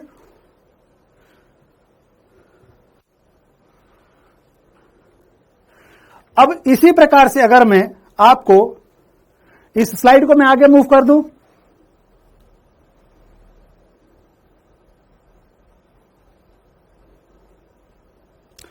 आगे बढ़ता हूं मैं और मान लेते हैं कि मेरे पास एक यहां पे एल्कीन है, एक एल्कीन है जो कि असममित है ना, एक एल्कीन है जो कि कैसी है, असममित एल्कीन है। ये मेरे पास यहां पे एल्कीन है, इस पर अगर मैं HCl का योग कराऊंगा तो कहां पे हाइड्रोजन ऐड होगा, कहां पे, या फिर इसी प्रकार से अगर मेरे पास यहां पे एक असममित एल्कीन है और इस पे अगर मैं HBr का योग कराऊंगा तो मुझे जोड़ना है और बताना है कि कहां पे Br जुड़ेगा और कहां पे H+ जुड़ेगा। ऐसे ही अगर मेरे पास ये एल्कीन है और इस एल्कीन पर मुझे HI का योग कराना है तो मुझे बताना पड़ेगा कि कहां H जुड़ेगा और कहां I जुड़ेगा। राइट, तो आइए देखते हैं। इस जगह पे 2 हाइड्रोजन है और यहां पे हाइड्रोजन की संख्या डबल बॉन्ड पे 0 है, तो अगर मैं यहां पे HCl का योग करूंगा तो मुझे क्या मिल जाएगा, उत्पाद के रूप में ये मिलेगा। यहां पे मुझे क्या मिल जाएगा, ये Br और यहां पे CH3 बन जाएगा। अगर इस एल्कीन पर योग करेंगे तो क्या मिलेगा, देखो ये आयोडाइड जुड़ जाएगा। कुछ बात समझ में आई?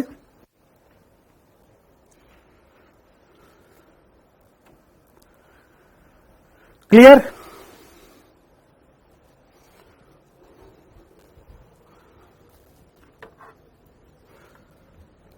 क्लियर है?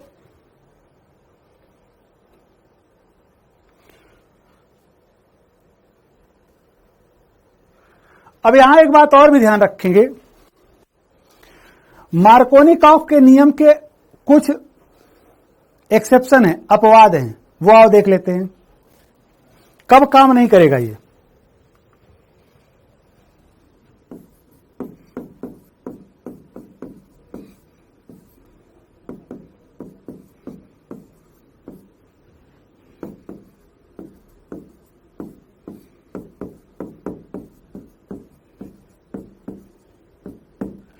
मार्कोनिकॉफ नियम के अपवाद क्या है? अपवाद देखें,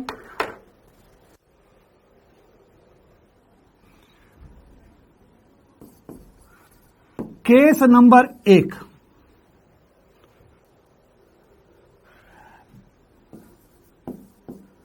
जब पेरोक्साइड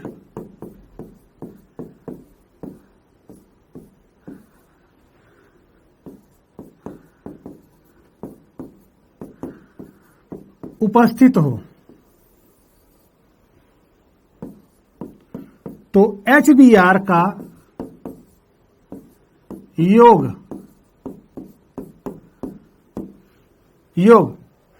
मार्कोनिकॉफ नियम के विपरीत होता है।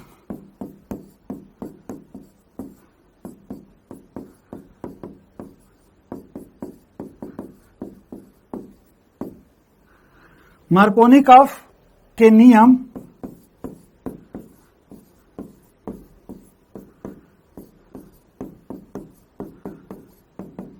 अर्थात जैसे मान लो कि यहां पे मेरे पास ये असममित एल्कीन है, इस पर मैं योग करने जा रहा हूं HBr का, किसकी उपस्थिति में? पेरोक्साइड की उपस्थिति में। पेरोक्साइड की उपस्थिति में। तो अब यहां पे जो योग होगा वो मार्कोनिकॉफ के नियम को ऐसे ही तोड़ के भाग जाएगा जैसे मैं आपको अगर बोलता हूं कि पढ़ाई करो, है ना, तो आप लोग, राइट, ये भाई ये लुल 487 कौन है भाई? ग्रुप में फन करने के लिए नहीं आए हो बच्चे, पढ़ाई करो, है ना, पढ़ोगे तभी अमीर बनोगे ना, या गरीब बनकर के किसी अमीर से पैसे पाने की इच्छा है? अब देखो इसी को, ये जो पेरोक्साइड की उपस्थिति में, ध्यान रखना है ना, इसी को हम और क्या बोलते हैं? इसी को हम खरास प्रभाव भी कहते हैं। क्या कहते हैं? खरास प्रभाव। खरास प्रभाव क्या मतलब होगा कि पेरोक्साइड की उपस्थिति में, पेरोक्साइड की उपस्थिति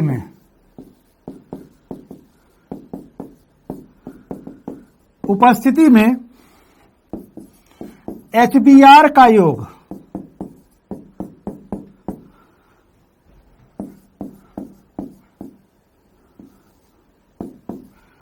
असममित एल्कीन पर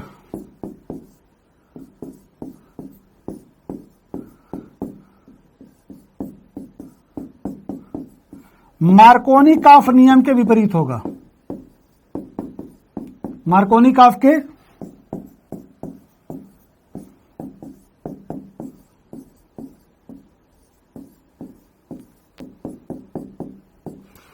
विपरीत होगा, क्योंकि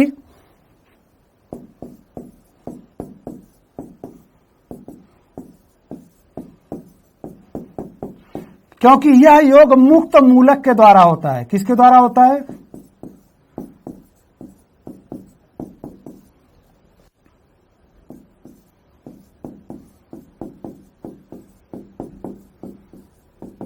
अब ये क्या मुसीबत है, आओ ये देख लेते हैं मुक्त मूलक वाली कहानी क्या है।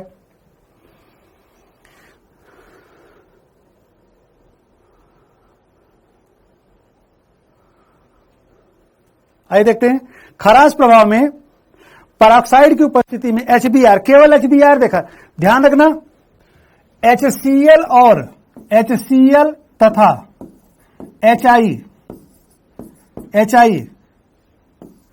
पेरोक्साइड की उपस्थिति में भी, मतलब अगर मेरे पास पेरोक्साइड है भी तो, है ना, पेरोक्साइड की उपस्थिति में भी मार्कोनिकॉफ के नियम के अनुसार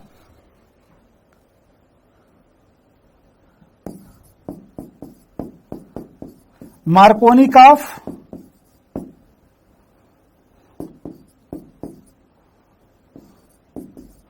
नियम के अनुसार योग अभिक्रिया देते हैं।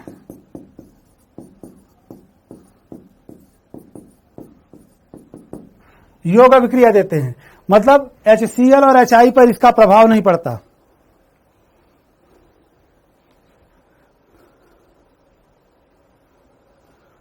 राइट, चलिए आइए देखें।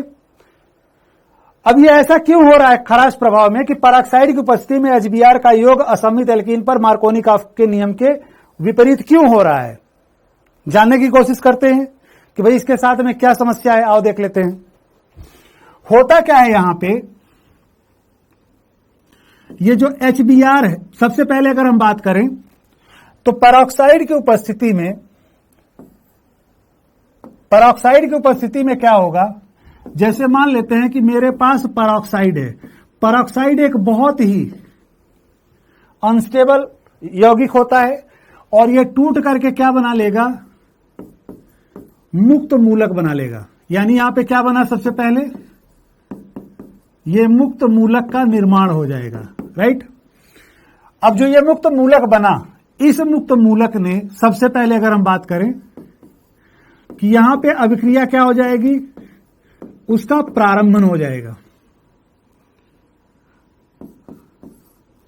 अब इसके बाद क्या होगा कि जो पेरोक्साइड बना, वो HBr के अणु से H ले करके क्या बना देगा, Br मुक्त मूलक बना देगा। और फिर यहां से क्या होगा, श्रृंखला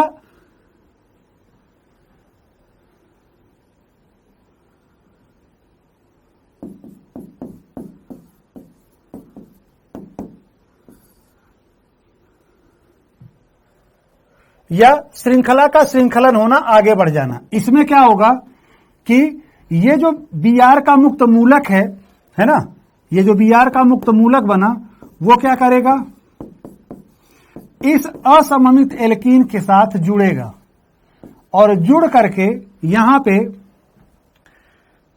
दो प्रकार से मुक्त मूलक बनाने की कोशिश करेगा, पर वही मुक्त मूलक बनेगा जो अधिक स्थायी होगा।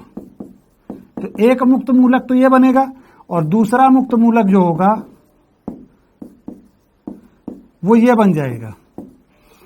यहां पे देखेंगे तो 2 डिग्री मुक्त मूलक बन रहा है, जबकि अगर मैं यहां की बात करूं तो यहां पे 1 डिग्री मुक्त मूलक बन रहा है। इस जगह पे 1 डिग्री मुक्त मूलक बनेगा।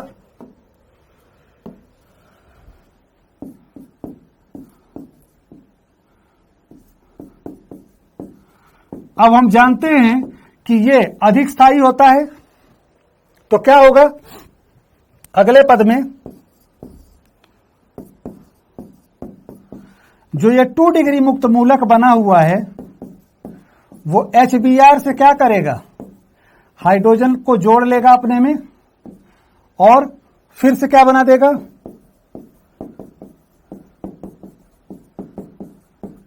देखो Br का मुक्त मूलक बन जाएगा जो पहले पद में चला जाएगा। तो खराश प्रभाव में योगात्मक अभिक्रिया इलेक्ट्रॉन स्नेही के कारण नहीं होती बल्कि मुक्त मूलक के कारण होती है, और जब मुक्त मूलक के कारण होती है इसलिए ये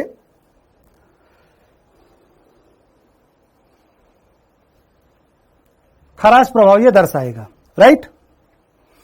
तो खराश प्रभाव या मार्कोनिकॉफ के नियम का विपरीत क्या है, समझ में आ गया सभी लोगों को, बोलिए।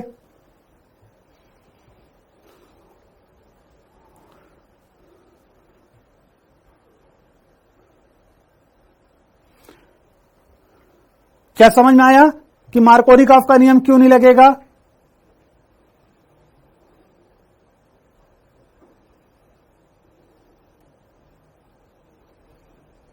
क्लियर। चलो मैं आगे बढ़ता हूं। तो मार्कोनिकॉफ का नियम हमने देखा और एंटी मार्कोनिकॉफ का नियम भी देखा। अर्थात अगर मैं यहां पे एक क्वेश्चन लेता हूं इस प्रकार से और एक असममित एल्कीन लेता हूं, इस एल्कीन पर मैं अगर HBr का योग कराऊं और इसी एल्कीन पर HBr का योग में H2O2 की उपस्थिति में कराऊं, तो दोनों में समान उत्पाद मिलेगा या अलग अलग मिलेगा, बोलिए।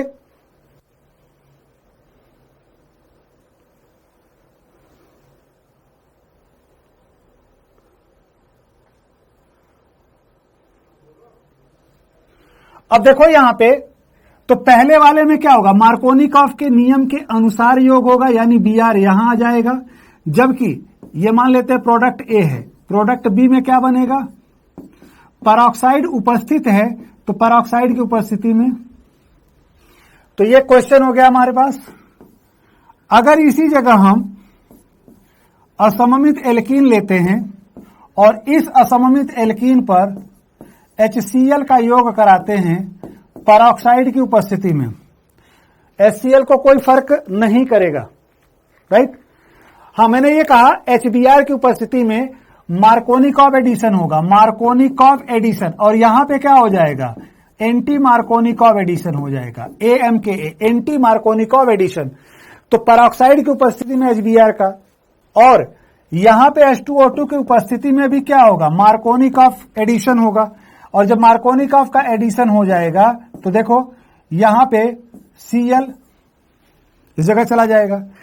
इतना ही नहीं है, अगर यहीं पे हमने मान लेते हैं कि हमारे पास यही एल्कीन है और इस एल्कीन पर हम किसका योग करा रहे हैं, HI का भी योग करा रहे हैं और H2O2 उपस्थित है, तो H2O2 के उपस्थित होने का यहां कोई असर नहीं होगा। क्यों नहीं होगा? क्योंकि ये पेरोक्साइड प्रभाव नहीं दर्शाते हैं, राइट, ये पेरोक्साइड प्रभाव नहीं दर्शाते। ठीक है, ये एग्जांपल समझ में आ जाएंगे।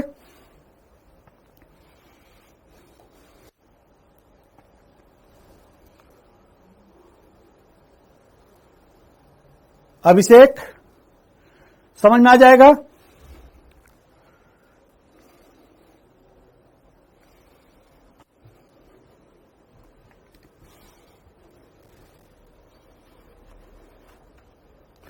तो पहला अपवाद मार्कोनिकॉफ का क्या बताया मैंने? पहला अपवाद मैंने बताया कि जब यहां पे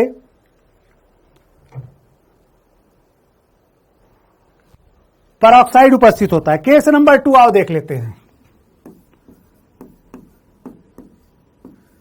केस नंबर 2, केस नंबर 2 यहां पे क्या होगा, जब -I समूह उपस्थित होता है। क्या उपस्थित हो? जब -I समूह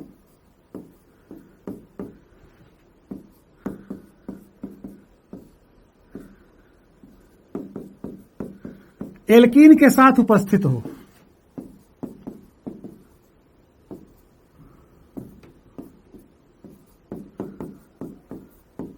जैसे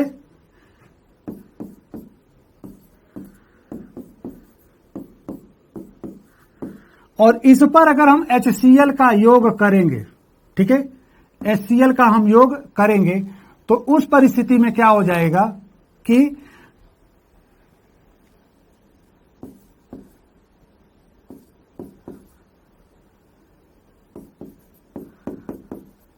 मार्कोनिकॉफ के नियम के विपरीत योग हो जाएगा। मार्कोनिकॉफ का जहां नियम लगता है उसके ये विपरीत योग करेगा, राइट। कब? जब -I समूह एल्कीन के साथ उपस्थित होता है, तो -I समूह के साथ उपस्थित होता है। ठीक है, इसी में एक बात ध्यान रखना है ना, यहां पे ये समूह -I भी और -M भी है, पर अगर इसी में मान लेते हैं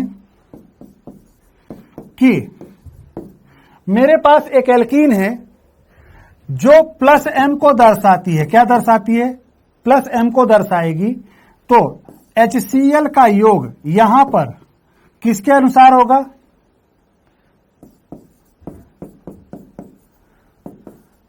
मार्कोनिकॉफ के नियम के अनुसार होगा। यानी ये मार्कोनिकॉफ एडिशन होगा और ये एंटी मार्कोनिकॉफ एडिशन होगा। ध्यान रखिए, यहां पे अगर +M समूह उपस्थित है तो फिर मार्कोनिकॉफ एडिशन हो जाएगा। इसका मतलब यह हुआ कि जहां Cl है वहीं पे Cl जाएगा। तो केस नंबर 2। केस नंबर 3, तीसरा केस क्या होगा? जब कार्बोधनायन में पुनर्विन्यास हो। जब कार्बोधनायन क्या हो?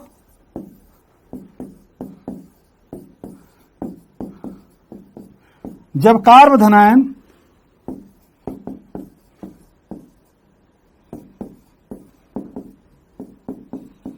पुनर्विन्यास संभव हो, यानी जब कार्बोधनायन में पुनर्विन्यास क्या हो? संभव हो। तो इस परिस्थिति में क्या होगा? जैसे ये देखो कि मान लेते हैं कि हमारे पास यहां पे एक असममित एल्कीन उपस्थित है, इस पर जब हम HCl का योग करेंगे तो सबसे पहले क्या होगा? सबसे पहले ये कार्बोधनायन बन जाएगा जो कि 2 डिग्री होगा। पुनर्विन्यास के द्वारा यही कार्बोधनायन किस में बदल जाएगा? 3 डिग्री में बदल जाएगा। और फिर इसके बाद इस पे Cl को हम जोड़ेंगे तो क्या मिलेगा उत्पाद के रूप में?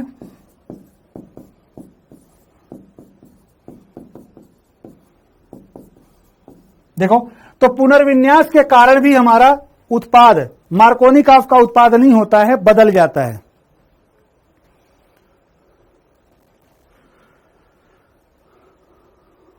सेकेंड रिएक्शन गलत कहां से है सारा? अच्छा, डबल बॉन्ड लगा हुआ इसलिए बोल रहे हो। हाँ, डबल बॉन्ड हटा देंगे उसमें, ये ना डबल बॉन्ड नहीं होगा। उसकी जगह पे अपन क्या करेंगे, देखें, ये CH3 हो जाएगा। अभी ठीक है?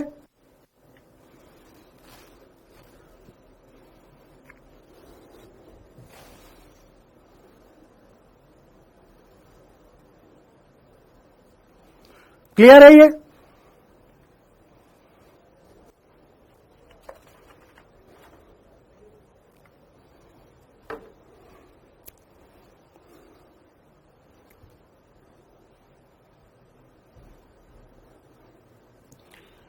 अब आइए देखते हैं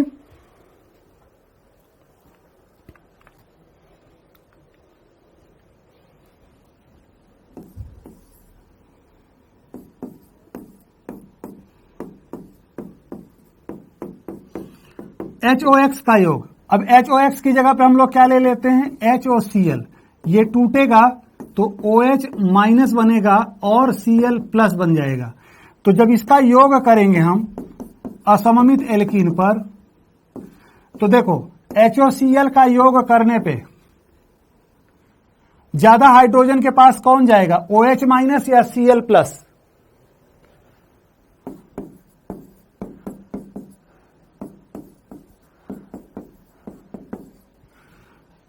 राइट? तो HOX का योग भी हम देख लेंगे किस प्रकार से करना है। तीसरी अभिक्रिया अगर हम देखें यहां पे, और वो है H2O का योग। ये बड़ा महत्वपूर्ण है, H2O का योग। H2O का योग 3 प्रकार से होता है। कौन कौन से हैं वो 3 प्रकार? पहला, अम्ल उत्प्रेरित।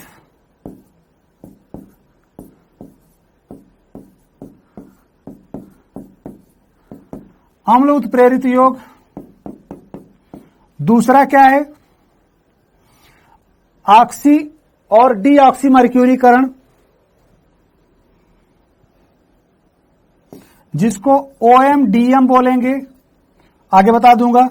तीसरा क्या है, हाइड्रोबोरेशन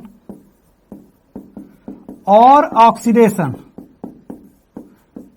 हाइड्रोबोरेशन ऑक्सीडेशन, जिसको HBO के तरीके से जाना जाता है। देखो, एक तो होता है अम्ल उत्प्रेरित योग, एक होता है ऑक्सीमर्क्यूरेशन डीमर्क्यूरेशन, एक होता है हाइड्रोबोरेशन ऑक्सीडेशन। राइट? यानी 3 प्रकार से यहां पे H2O का योग होगा। किस पर? एल्कीन पर। देख लेते हैं कैसे, आइए देखते हैं। पहला, अम्ल उत्प्रेरित। अम्ल उत्प्रेरित H2O का योग। अम्ल उत्प्रेरित H2O का योग। तो जब अम्ल उत्प्रेरित H2O का योग होगा तो क्या होगा, इसमें 2 चीजें होंगी। कार्बधनायन बनेगा, यानी इसके अंदर कार्बधनायन का निर्माण होगा, मार्कोनिकॉफ के नियम के अनुसार होगा। मार्कोनिकॉफ के नियम के अनुसार, और पुनर्विन्यास संभव होगा। इसमें पुनर्विन्यास संभव। तो 3 बातों का ध्यान रखना है कि यहां पे जो मध्यवर्ती है वो क्या बनेगा, कार्बोधनायन बनेगा और मार्कोनिकॉफ का नियम लगेगा।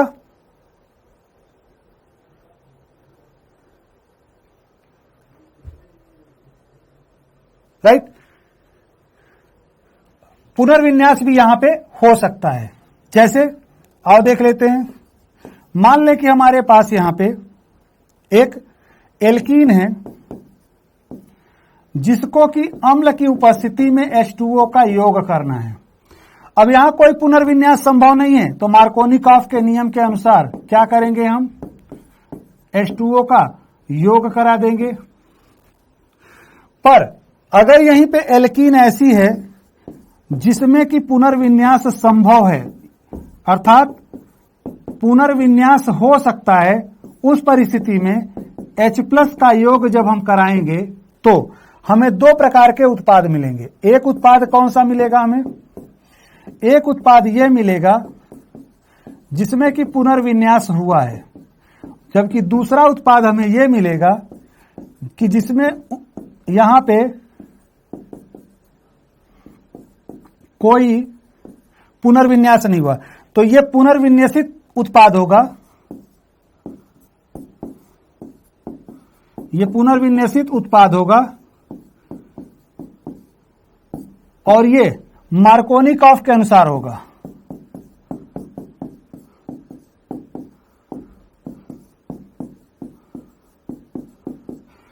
मार्कोनिकॉफ के नियम के अनुसार वाला जो उत्पाद है वो क्या हो जाएगा? कम मात्रा में होगा, पुनर्विन्यासित वाला ज्यादा बनेगा।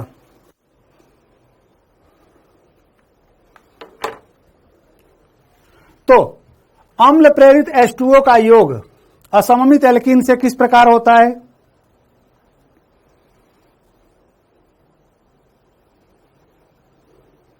राइट, समझ में आ जाएगा। ये पढ़ा हुआ है, जीओसी में किया हुआ है क्या इसको?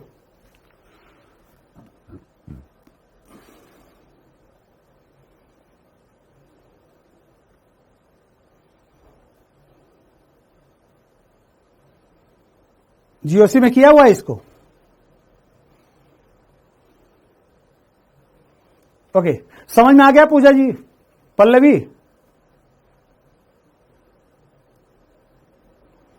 समझ में आया ये? ओके ओके, चलो अब इसके बाद आइए देख लेते हैं दूसरे नंबर का कौन है।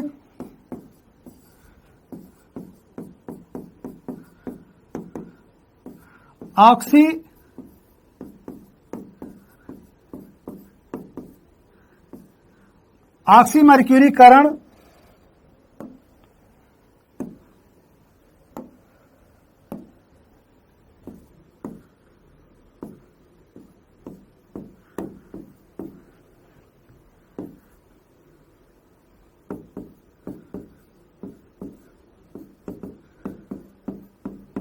और विमर्क्यूरीकरण, इसको ऑक्सीमर्क्यूरेशन डीमर्क्यूरेशन बोलते हैं।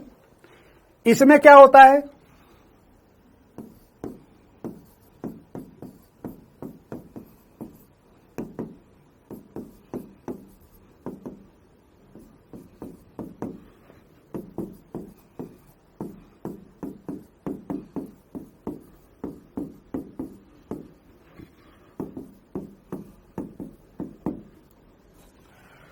मार्कोनिकॉफ के नियम के अनुसार H2O का योग होता है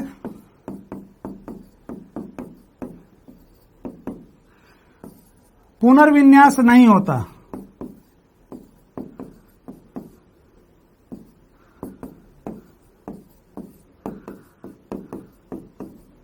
क्यों नहीं होता है? क्योंकि कार्ब धनायन नहीं बनता।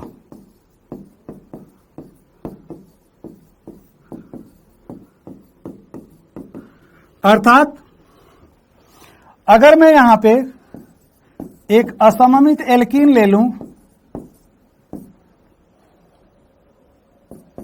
और उस असममित एल्कीन में देखो मैं क्या उपयोग कर रहा हूं, मर्क्यूरिक एसीटेट और उसके साथ वाटर पहले नंबर पे, और दूसरे नंबर पे NaBH4 प्रयुक्त कर रहा हूं। मतलब ऑक्सीमर्क्यूरीकरण और विमर्क्यूरीकरण में जो हमारा अभिकर्मक होगा वो मर्क्यूरिक एसीटेट होगा। ये मर्क्यूरिक एसीटेट क्या होता है इसको भी देख लो। ये मर्क्यूरिक एसीटेट होगा,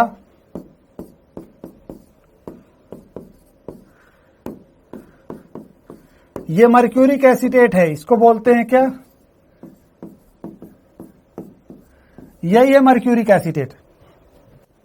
तो मर्क्यूरिक एसीटेट का यहां उपयोग किया जाता है।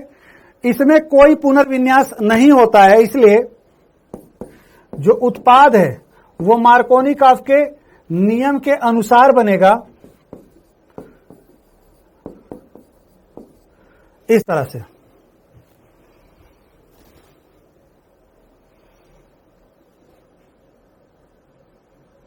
राइट? तो ये हो गया ऑक्सीमर्क्यूरीकरण, विमर्क्यूरीकरण। अब इसके अगर हम सी पार्ट को देखें,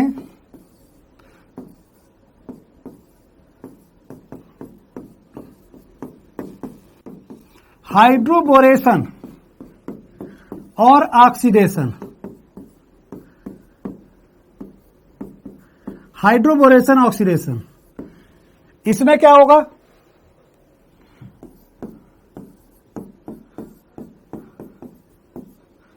मार्कोनिकॉफ नियम के विपरीत योग होगा।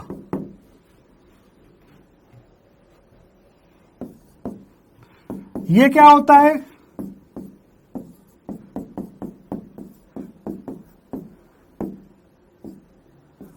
सिन योग होता है। ठीक है?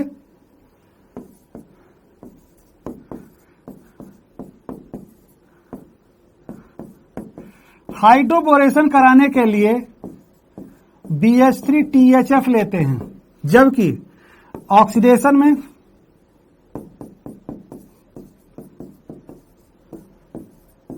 H2O2 के साथ NaOH लेते हैं। अभिक्रिया कैसे लिखी जाएगी आइए देख लेते हैं।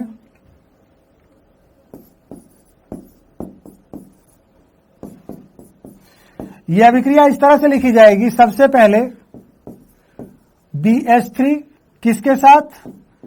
THF के साथ। THF एक विलायक है, तो पहले पद में BH3 का योग होगा और दूसरे पद में H2O2 से क्रिया कराएंगे, किसके उपस्थिति में?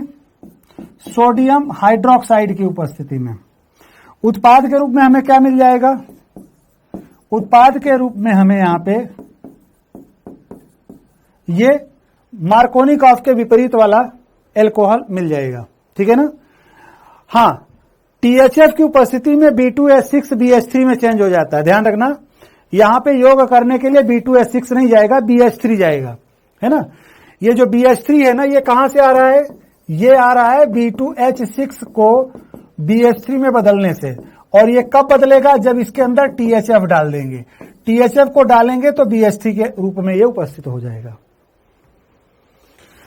पवन, इसमें कोई परऑक्साइड उपयोग में नहीं आएगा, है ना? बिना परऑक्साइड के ही ये मार्कोनिकॉफ के नियम के विपरीत है।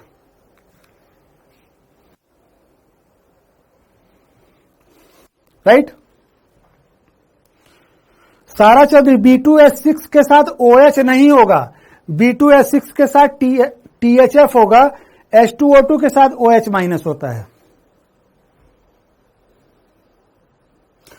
हाँ, ये परऑक्साइड है ना, H2O2 परऑक्साइड है ना, यहाँ पे ये यूज हो रहा है। सेकेंड स्टेप में ऑक्सीकरण करने के लिए परऑक्साइड यूज होगा,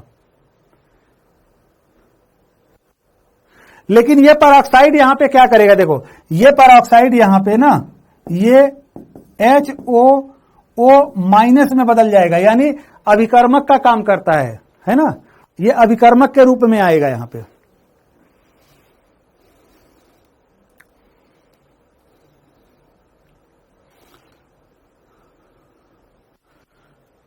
सारा चौधरी, आपने गलत जवाब दिया है, पहले उसको ठीक करिए। B2H6 के साथ में THF होगा, टेट्राहाइड्रोफ्यूरन। हाँ, रोहित बोल रहे हैं कि ये THF क्या होता है? ये THF जो होता है ना, साइक्लिक ईथर का नाम सुना, चक्रीय ईथर होता है। इसको देखो, ये बोलते हैं, इस चक्रीय ईथर को बोलते हैं, है ना? इस चक्रीय ईथर का नाम क्या है? टेट्राहाइड्रोफ्यूरन। ये चक्रीय जो ईथर है, इसी चक्रीय ईथर का नाम है THF। तो THF यहां पे चक्रीय ईथर का नाम है। राइट? अब आओ देख लेते हैं इसके क्वेश्चन। क्वेश्चन कैसे बनेंगे? तो एक क्वेश्चन हम लिखते हैं यहां पे, है ना। एक क्वेश्चन लेता हूं मैं। क्वेश्चन हमारा ये है कि हमें एक असममित एल्कीन दे रखी है, वही असममित एल्कीन जो मैंने आपको पढ़ा रखा है। इस असममित एल्कीन पर 3 प्रकार से H2O का योग करा रहे हैं हम। पहला, अम्ल की उपस्थिति में। दूसरा, ऑक्सीमर्क्यूरेशन, डीमर्क्यूरेशन। और तीसरा, HBO। Product A, product B, product C बन रहा है। आपको बताना है प्रोडक्ट ए, प्रोडक्ट बी और प्रोडक्ट सी क्या होगा।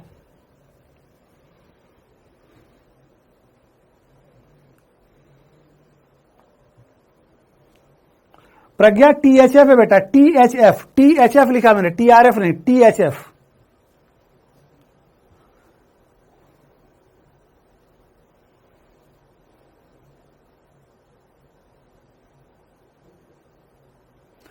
श्रुति H2O2 हमें ना एल्काइल बोरेन को एल्कोहल में चेंज करने के लिए चाहिए।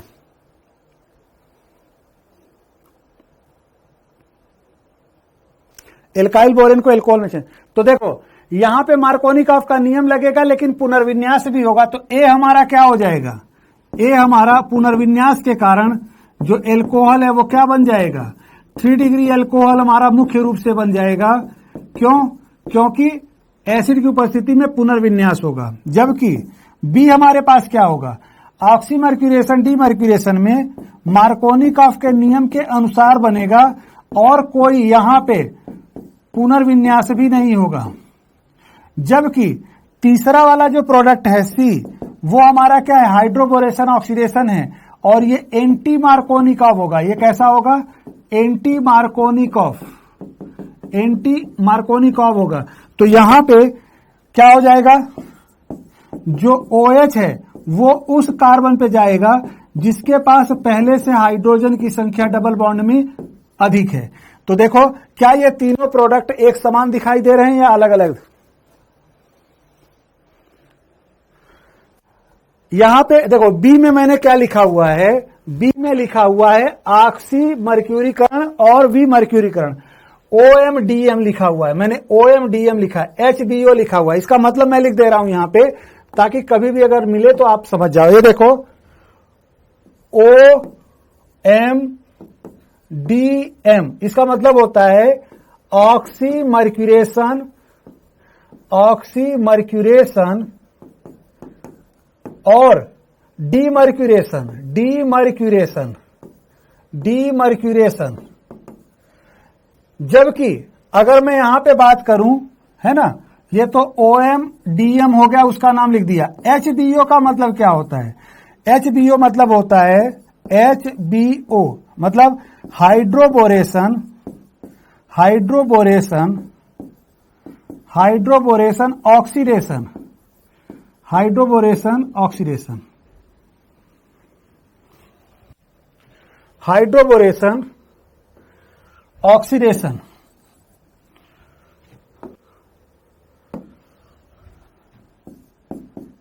Hydroboration oxidation. तो हाइड्रोबोरेशन ऑक्सीडेशन को शॉर्ट फॉर्म में हमने लिख दिया है HBO, राइट। टेट्राहाइड्रोफ्लूरेट नहीं बेटा, सारा टेट्राहाइड्रोफ्यूरान होता है। ये देखो ना, इसको बोलते हैं टेट्राहाइड्रोफ्यूरॉन। ये एक चक्रीय ईथर है। इस चक्रीय ईथर का ही नाम है, इसी को हम बोलते हैं टेट्राहाइड्रोफ्यूरान, टेट्राहाइड्रोफ्यूरॉन। इसी को शॉर्ट के फॉर्म में THF कहा जाता है, जो कि एक विलायक है, राइट। विलायक है ये, टेट्राहाइड्रोफ्यूरॉन एक विलायक है। बात समझ में आ गई?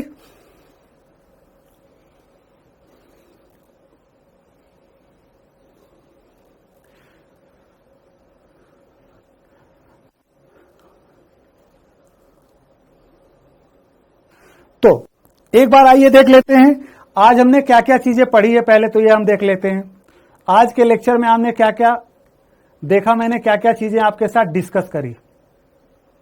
सबसे पहले अगर हम देखें तो एल्कीन के रासायनिक गुण की चर्चा हमने करी। फिर हमने बताया कि योगात्मक अभिक्रिया है ना, इसमें योगात्मक अभिक्रिया दो प्रकार की होती है। एक मुक्त मूलक योगात्मक अभिक्रिया, जिसके अंदर मैंने आपको बताया था कि HBr देगा इस अभिक्रिया को, लेकिन उसके लिए पेरोक्साइड उपस्थित होगा तो, राइट। योगात्मक अभिक्रिया से संबंधित हमने बात करी थी कि ये एल्कीन की इलेक्ट्रॉन स्नेही योगात्मक अभिक्रिया मुख्य अभिक्रिया होती है। ये दो प्रकार से होती है, जिसमें कार्बेधनायन भी बन सकता है और कार्बेधनायन नहीं भी बन सकता। चक्रीय संक्रमण अवस्था बन सकती है। फिर चक्रीय संक्रमण अवस्था में कैसे किस प्रकार से योग होगा। फिर इसके बाद हमने आपको असममित एल्कीन बताया। असममित एल्कीन के बाद मैंने आपको अभिकर्मक सम्मित असममित बताया। उसके बाद हमने मार्कोनिकॉफ का नियम देखा। फिर इसके बाद हमने असममित एल्कीन पर असममित अभिकर्मक का योग मार्कोनिकॉफ के अनुसार देखा। फिर हमने इसके क्वेश्चंस देखे और फिर उसके बाद मार्कोनिकॉफ के नियम के क्या अपवाद हैं, इन अपवाद को हमने देखा। और यहां पे हमने खरास प्रभाव को देखा कि खरास प्रभाव किस प्रकार से यहां पे काम करता है। उसके बाद हमने यहां पे HOX का योग देखा और फिर उसके बाद लास्ट में हमने H2O का योग देखा।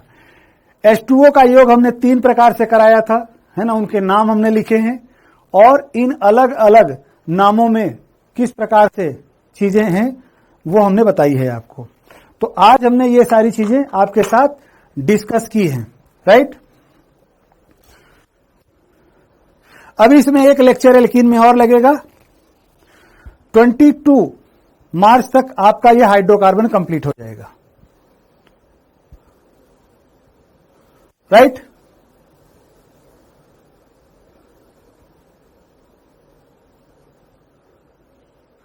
दिलीप मार्कोनिकॉफ के नियम का अपवाद एक बार आप बुक में पढ़ लेना, अगले क्लास में हम आपको डिस्कस कर देंगे, राइट।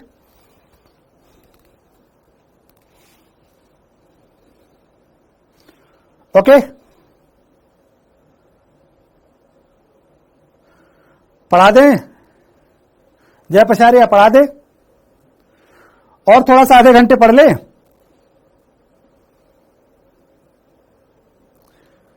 आफरीन,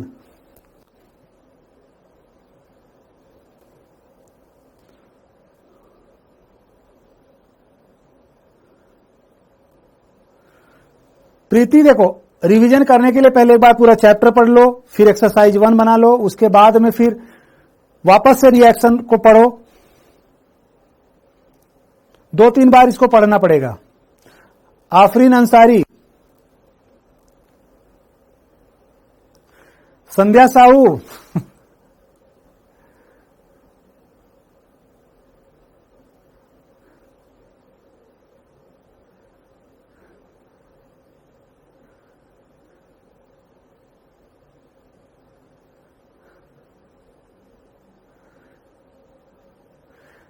आफरीन, ये इंस्टाग्राम आईडी काम नहीं आएगी।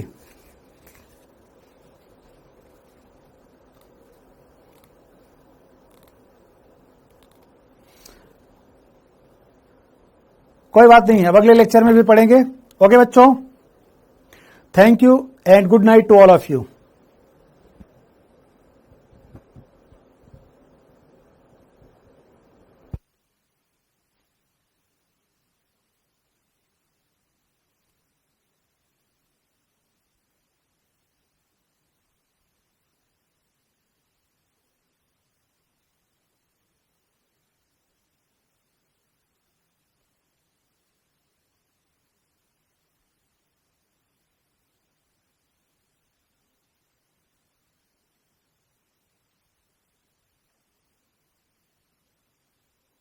Okay, so good night.